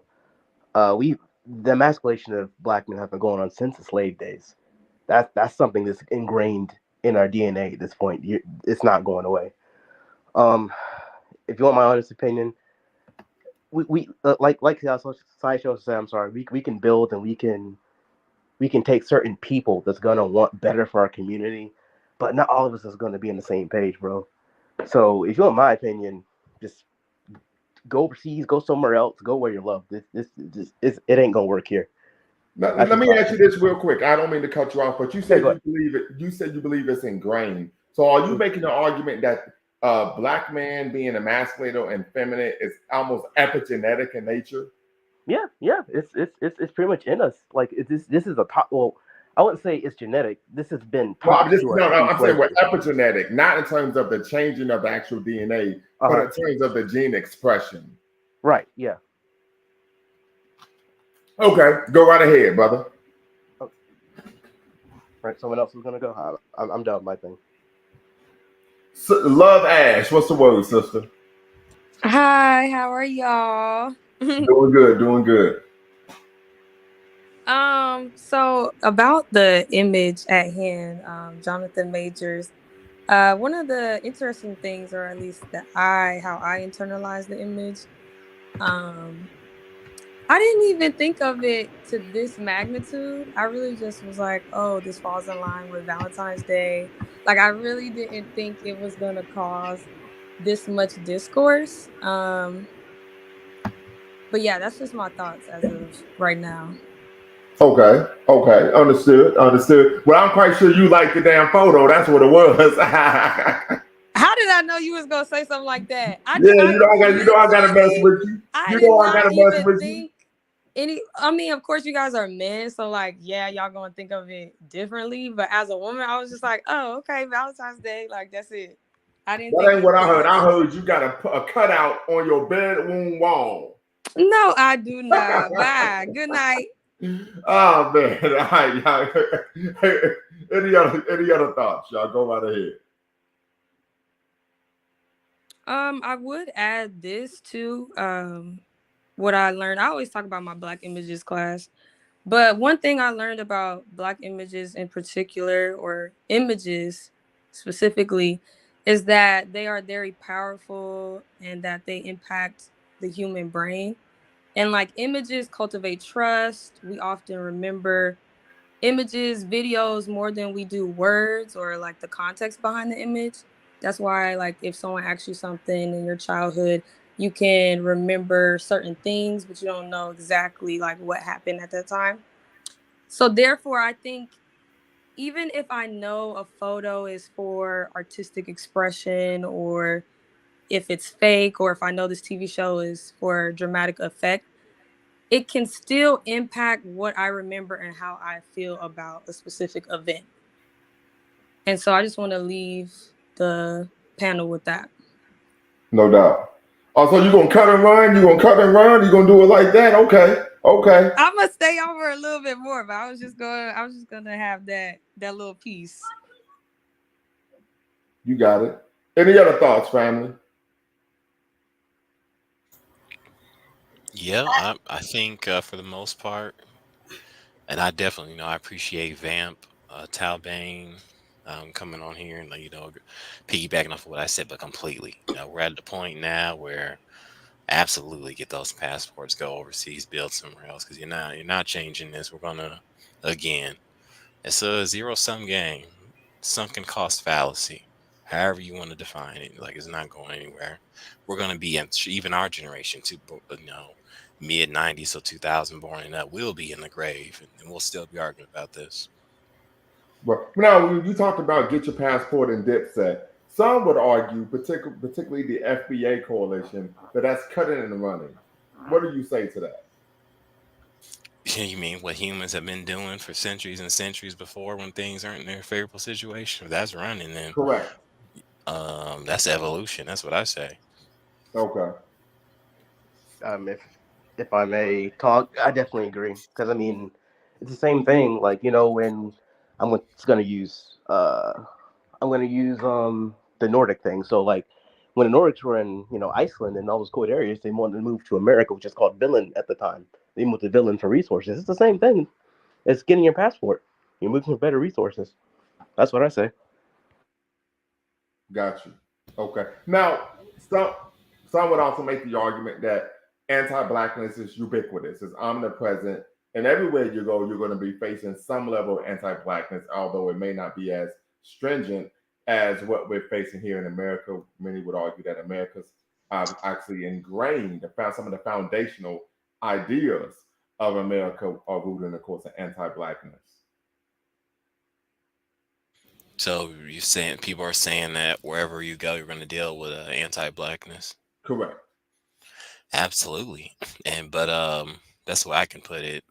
I mean, I've been Eastern Europe by this point. I have friends that have been Asia, South America, nowhere. I mean, it was one place in the Balkans where it was kind of worse, but nowhere is definitely worse than here. And if we're talking about rebuilding and building new roots, you got to deal with that. Any immigrant of any skin color has to deal with that when they go to a new country. Even when whites came over here, they dealt with it. When Asians came over, they dealt with it. So that's growing pains. But you would definitely rather have a new poison than the one that hasn't been working for almost a century and maybe even longer here.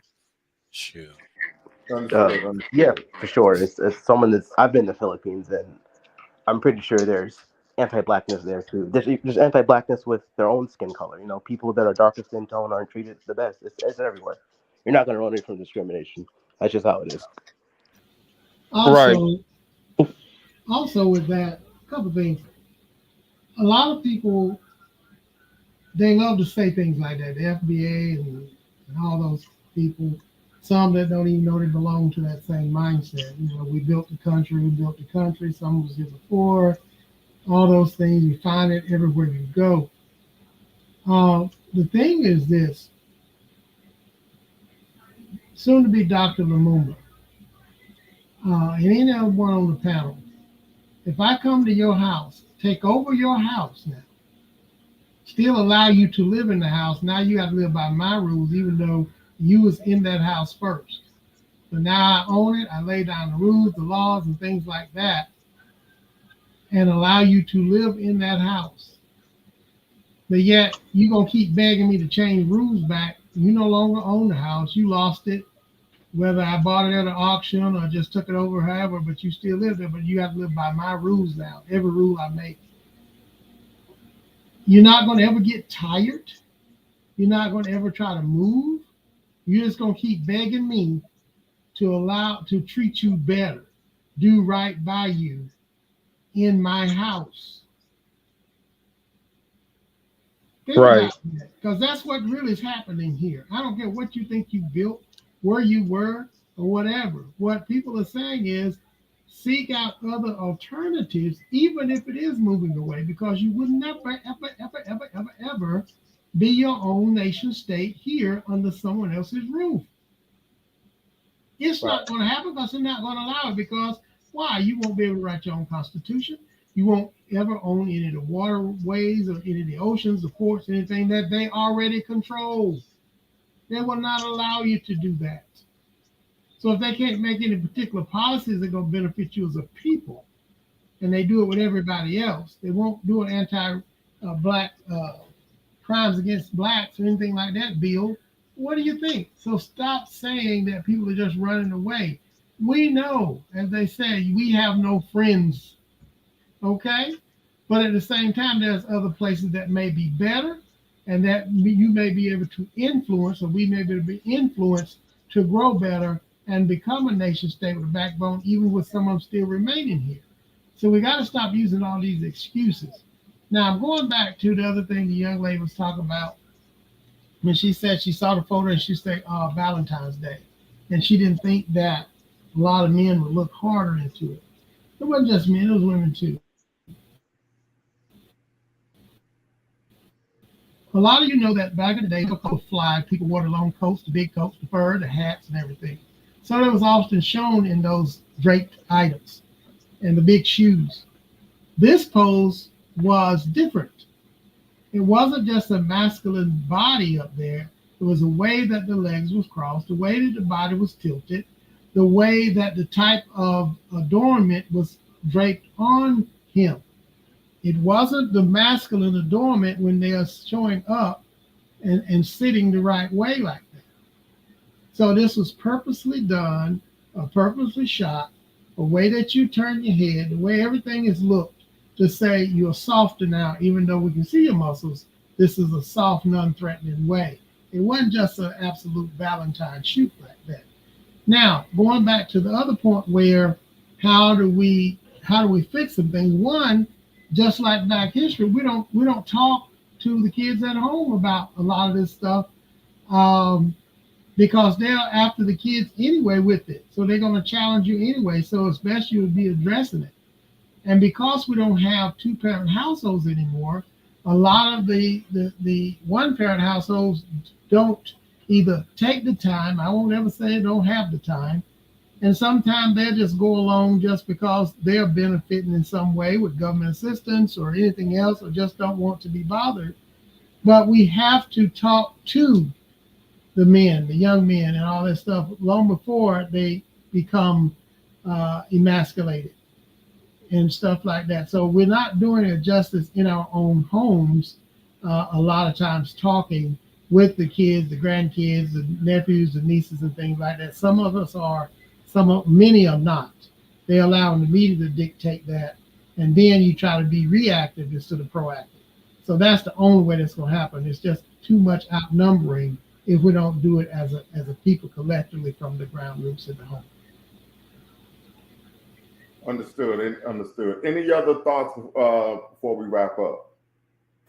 I just want to say, me personally, I've always been concerned about the images of black men. In my opinion, I really don't like what's shown on TV.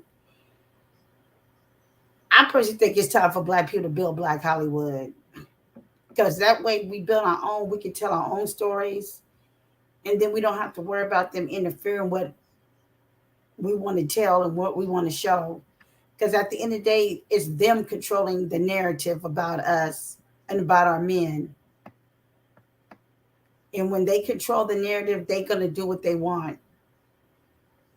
And until we get to that place where we got to control our own narrative, then we can show us in a more positive light. And we can show our men being men instead of being emasculate. Got you. Anyone else? Well, we're going to wrap up. So I got one. In order to put out that material, you're going to have to probably do it in Africa somewhere, because right now the distribution, the ones that control the industries, no matter what you put out, unless you put it out and know it's going to be pretty much personal or private or online somewhere, they're not going to allow you with those type of movies out there. But in Africa and places, it's wide open for the people that's going to write, like you said, Sister Jackson, those type of images, and which they don't also approve of that type of lifestyle. It's wide open there to put that type of imagery and type of movies and TV shows out.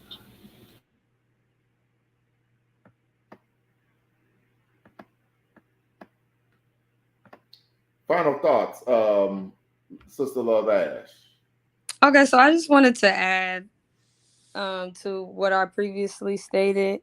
I think sometimes I look at things like just from a creative director lens, and sometimes it's really not thought of that deeply.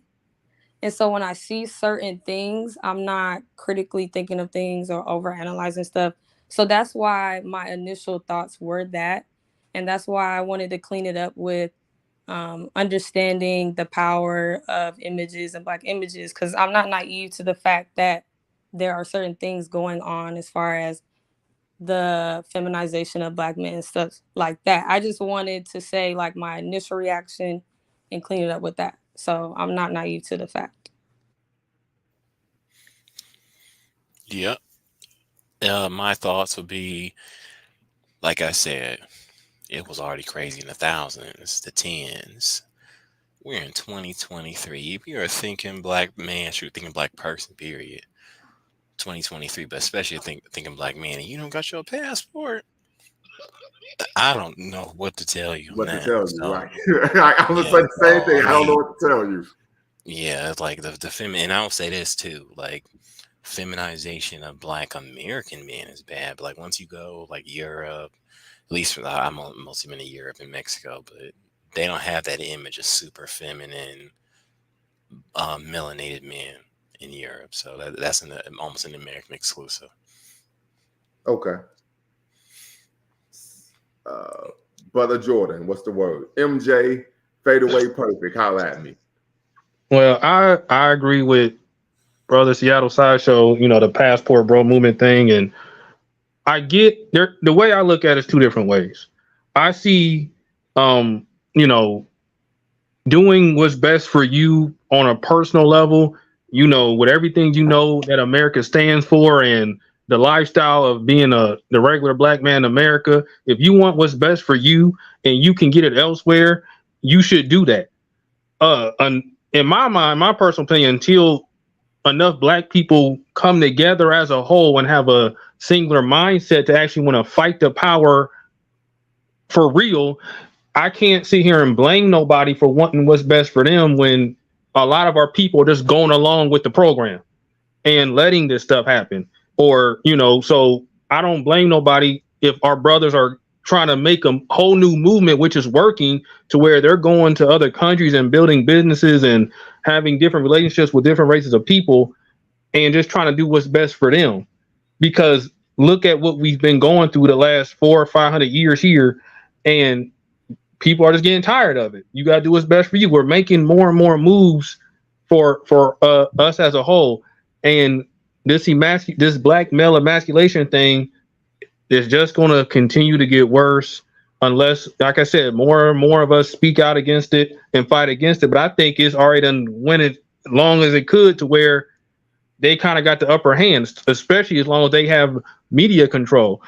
And to what the one lady said about, Black Hollywood, we have a lot of Black people who, produce things, but like how you talked about Tyler Perry, he's the main one, but look at what he puts out. Most of his stuff does put Black men in a bad light. So we do have Black people who do have control, but still continue to go along with the program to make us look bad or make us look emasculated. And they're the ones actually doing it. It ain't the white people, it's our own people who sport it out like that. So we all, as a Black man or Black men, we had to take all that into consideration, look at our options, seeing what a lot of our brothers with passports are doing and coming back and spreading the word to other Black men to look at this lifestyle over here. Ignore all this, leave all this alone, and join us over here, and let's build together over here. If it's working and it's going to create something better for the next generation, the generation after, I'm all for that. I am 110% all for that. It's a different route than what we've been trying to do and fix here. Like Mr. Wisdom says, they have full control over here, and we don't have enough firepower to fight back because a lot of our people don't want to stand up and fight. They just don't. They just go along with the flow. So that's going to cause the ones that do want to do something to just go elsewhere and do what's best for them. But this movement has a lot of people growing and making it work elsewhere. So I'm all for that. That's my final word. Got you. Brother Vamp Taliban. I'm just gonna reinforce what Seattle Sideshow and Mr. MJ said. Just get your passports, do what's best for you. In terms of, I know you said something about building and seeing what works over there. You also kind of gotta gauge what kind of Black men are going to certain countries, because certain areas of certain countries are they're not giving us the proper image that we should have. So you also got to be careful of who you bring into this circle. But I agree with both of what they said, just reinforcing that. Get your passport. Understood. Now, and I'm going to make this claim. Well, I'm not really making a claim. I'm just throwing this out here because we don't have a dissenting opinion. I reached out to some people who I thought would provide a dissenting opinion so we could have more of a robust conversation. But there are some who argue that Black men engaging in the passport bros movement is symbolic and representative of white men who would traverse the nation seeking trollops to provide a carnal release. What do you all say to that? I think what it is that they're even when they come up with the name the passport bros and they try to put it in a negative light, what has happened is for years, without a lot of fanfare, a lot of brothers and sisters have been gone to the continent and other places, starting businesses, starting relationships, and building. It's when the brothers say, you know what, I'm tired of not getting the type of, want to be a traditional man, but no traditional woman. So the thing is that let's make that a negative now and call them these passport bros, because now the only reason they're going somewhere is just to find sex with other women. And that's what they're trying to put out there. The fact of the matter is, we talked about this before, and I say this to anybody, I've said this to my sons and everything. You have to know, as a Black male, especially as masculine Black male, you are the most sought after, desired, wanted, whatever you want to say, than any other cultural male part human being on this planet. Period. You are the original man. You are sought after by every culture and every so-called gender or either both sexes around the world. Real quick, Brother Wisdom. Jim the Free, I see you in the queue. I need you to climb up very quickly so I can see that you're an actual person, and that you're not seeking to troll the page or the channel. Go ahead, Brother Wisdom. So we have to stop pretending that Black men, even though you want it in ways of for sexual desires, you want it in ways for your brain and knowledge and your abilities and physical, but you also want it for destruction as well. They're after you to destroy you, as well as some of them to love you or be with you. Some of them want to be both. If I could, I think a great example of that is the movie. What was that movie? Get Out. Get Out. Yeah. Yeah. And a matter Yeah. of fact, what's the one sister that just made those comments about Beyonce? Golly, the singer on Beyonce. No, not sure.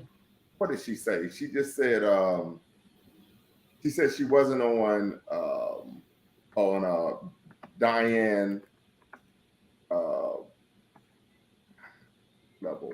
Golly, I can't remember her name, but it was Stephanie Mills. Yeah, Stephanie Mills. And she talked about that part of that is going on in the Me Too movement where there are women, and she said she's seen things where they're trying to set men up. Oh, yeah. Yeah. But black man, Stephanie Mills. Thank you so much. So the passport bros, some of them are waking up and saying as soon as they go somewhere, they are just bombarded. You know, they're sought after. You got old women from Europe going into Africa for the young Mandingos over there, right? And paying the money to do that. And so you're sought after, even though they hate you so bad. Just like old slave owners, they still was going out picking you out the fields, bringing you to the house, taking you to the barn. As much hate as they had for you, they also had a strong desire for you, men and women. The problem is that a lot of men are now starting to wake up and understand that they have a value. And so if we can emasculate them, feminize them long before they understand their value around the world and everywhere, then we make them docile and they won't do anything, and they'll just still be humble enough to take directions from these here in the Western world. So very quickly, I know Sister Love Ash and Brother Seattle Sideshow were having a conversation in the private chat. Want to see if we could bring this, of course, to the panel and discuss this issue where Brother Seattle Sideshow, and please correct me if I'm wrong, I'm paraphrasing here, you argue that a lot of the promotion of, I think you said LGBTQ and the feminization, oftentimes it's promoted by Black women. Sister Love Ash argued that that's not the case, and that this is simply an example of there being a manufactured gender war in the Black community. So I hope both of you all can speak to that. Once again, Jim DeFree, I see you're in the queue. If you want to tap in and be part of the conversation, I'm gonna need you to cam up before I bring you in to, of course, the live audience, live studio. So once again, if you want to be part of the conversation, I need you to cam up while you're in queue, that I can see who you are. And that way I know that you're not someone who's seeking to troll my channel. So Sister Love Ash, Seattle Sideshow, what say you? Pretty much what I said in the chat. Like, I mean, in all cultures, women are the retainers of the culture. So they're the ones that promote it, that keep the culture in the household portrayed in society, and so on and so on. And especially when you look at Lil Nas X, LGBT movement, Future, guys like them are promoted. And we even saw that with music. Who are the main consumers of entertainment, but especially music? It's mostly women that buy it and support it. You don't really, a lot of guys were surprised. Like, most people who listen to Future or who's buying Future are women. It is. So I was just saying that simply, if you want to talk about the image, absolutely, it's fueled by women on that, not men. And you mentioned Future. What about Future? He's like what's a good word? Not flagship, but like the image of like the as far as media is concerned, a Black man,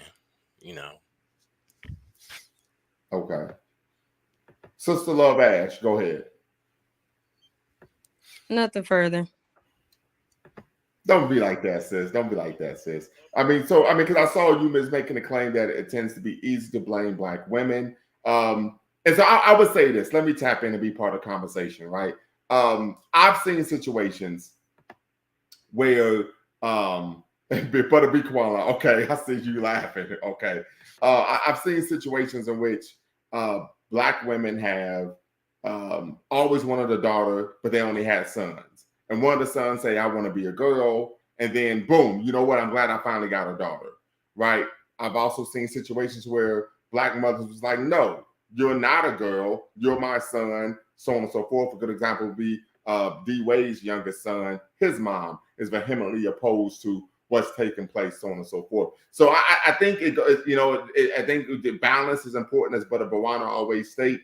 But I do think overwhelmingly we tend to find, irrespective of the racial ethnic background of the women, women tend to be more liberal on a macro level than men and willing to accept things that most men will not accept.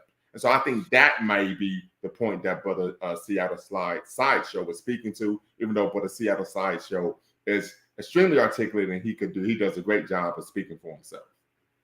Yeah, absolutely. And like, here's the thing: I can see where she's coming from, and I agree. You could say it's a gender war, but like I mean, I don't want to get too deep, but there's many cultures like around the world that have had propaganda put up against them, or let's just say, an example, I'll put it to you this way.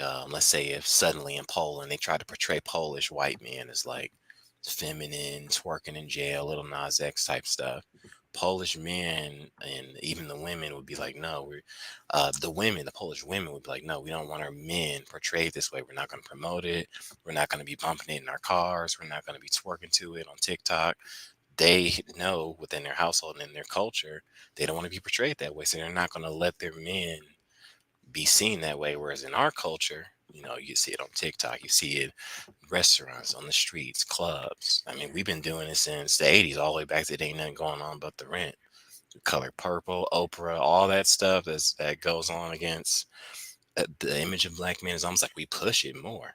Right. And if I could, and I know Sister Love asked you want to get on this, but I think you made a great point. And I think one is that what you're speaking to is a top-down mantra of feminization, black men ain't is, so on and so forth, women empowerment, black women have to be strong, so on and so forth.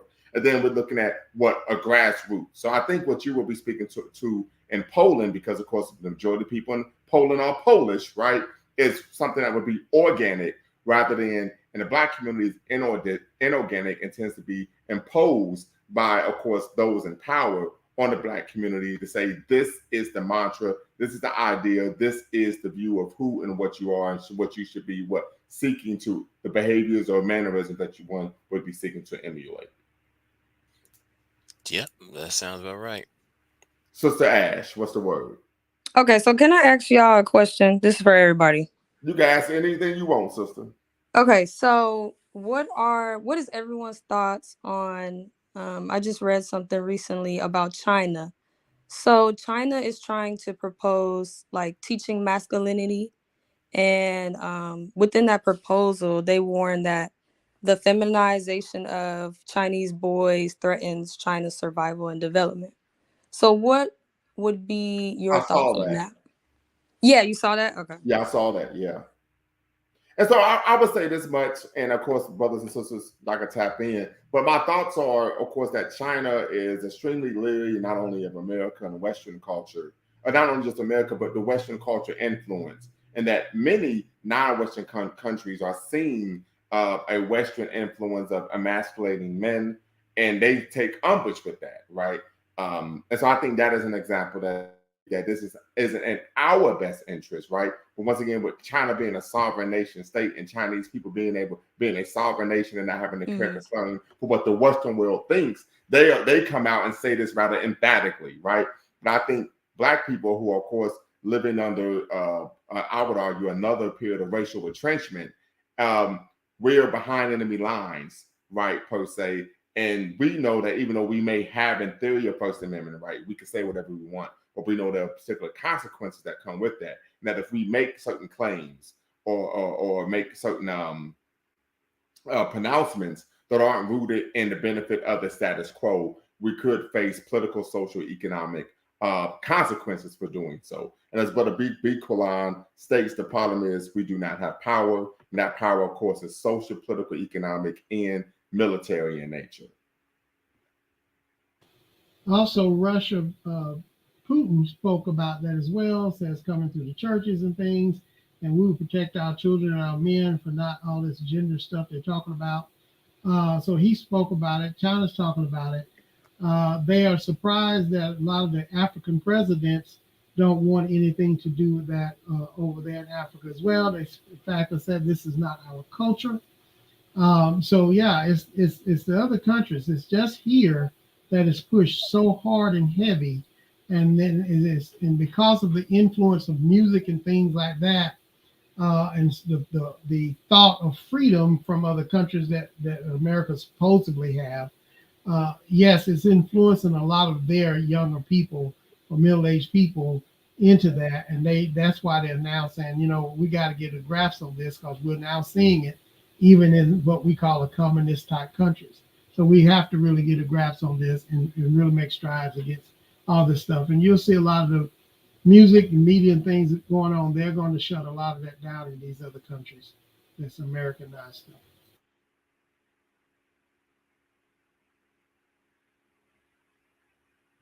Any other thoughts?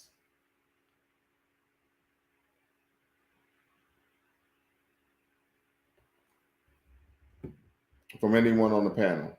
Any other thoughts regarding the question Sister Love Ash posed about, of course, China coming out and making a rather emphatic statement that they were against the feminization and the demonization of masculinity in for Chinese boys and men? Yeah, I mean, I know they are definitely trying to get their men to, be more masculine and whatnot, but they're infamous for, dumping a bunch of money into that to influence their culture, but failing. Mhm. So, yeah, So you think they're I'm not sure utilizing exactly what the. influencer culture? Oh, I'm sorry. Oh, no, no. I was just going to ask, like, I'm not sure what the connection was. No, that was just a question I just wanted to throw out there. The other thing Oh, about that too is I believe that being that both of those so-called superpowers are now speaking, and that those are the same ones that's trying to get more relationship in every African country, which is not their culture as well. So they don't want to be seen in Africa as it's probably been questioned that, okay, we need to speak out because we're trying to beat the West to make sure they stay away with their agendas. We will be the ultimate partners for the African materials and natural resources as well. Understood. oh yeah. That's what I would say about it, though, is that the reason why China's doing it is a lot different than here in the States. Their reason for doing it is almost strictly to like raise the birth rates and fertility rates, whereas definitely our issue out here is more of a cultural issue for sure. Mhm. And many would argue that this is part of the goal is to try to lower the birth rate, particularly in the Black community. So Absolutely, yeah, it is. some have made that argument, right? Some argue that it's speculative in nature, but we do know that uh, historically these are things that have taken place. We've seen the forced hysterectomies of Black women in the South, right? We know about the Tuskegee experiment. We know historically about Black men who were victims of the unfortunate horror and the vicious crime of lynching, having their genitalia removed. So this is a major issue. We can even speak of oftentimes there have been brothers and sisters who were brothers, particularly who were behind the wall. And when I state behind the wall, I'm speaking of brothers who were incarcerated, and they've spoken of suffering violence at the hands of course, COs, and that the COs would always seek to target the genitalia, right? Particularly Munster Cody in his book, The Autobiography of a Former LA Gang Member, talked about this very issue, as well did golly, who's the founder of the Crips? Stanley Tukey Williams, in his memoir, Blue Rage, Black Redemption, talked about this very issue as well. I wanted to make another comment. I noticed when it comes to black men that are not emasculate, they will accept like a soft-spoken black man, like Al Roker on the CBS News. Like they like those kind of black men, the ones that don't seem threatening, or like Dr. Ben Carson type. You know what I'm talking about? Yeah. Who is they Yeah. though? The powers that be, the white people. I'm just saying, like they seem like they're comfortable around those type of black men, but like the strong, as we say, alpha male type of black men, they seem very uncomfortable around them. I notice. Yeah, I mean, I agree with you. We've heard that for a long time, but ironically, in my opinion, those are actually the most dangerous ones. I mean, so you could probably use me or probably anyone on this panel as a good example of that. The quote unquote soft spoken, easy to get along with ones are the thinking black men, and those are the ones that talks like Future. Those aren't the ones making moves, shaking things up, and talking about passports and building communities. The ones that are actually making moves and things like that are the quote unquote soft spoken ones. But that does strictly apply to America, though. Any other thoughts?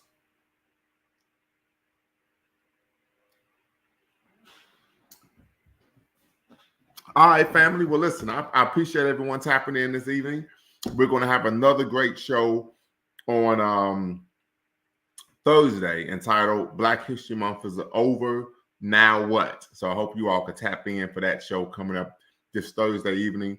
Appreciate you all tapping in. We were watching, of course, Lumumba Speaks here on YouTube, a Black Empowerment Initiative where we believe we can gain competitive advantage by always betting on Black. Until next time, y'all know what to do. 1.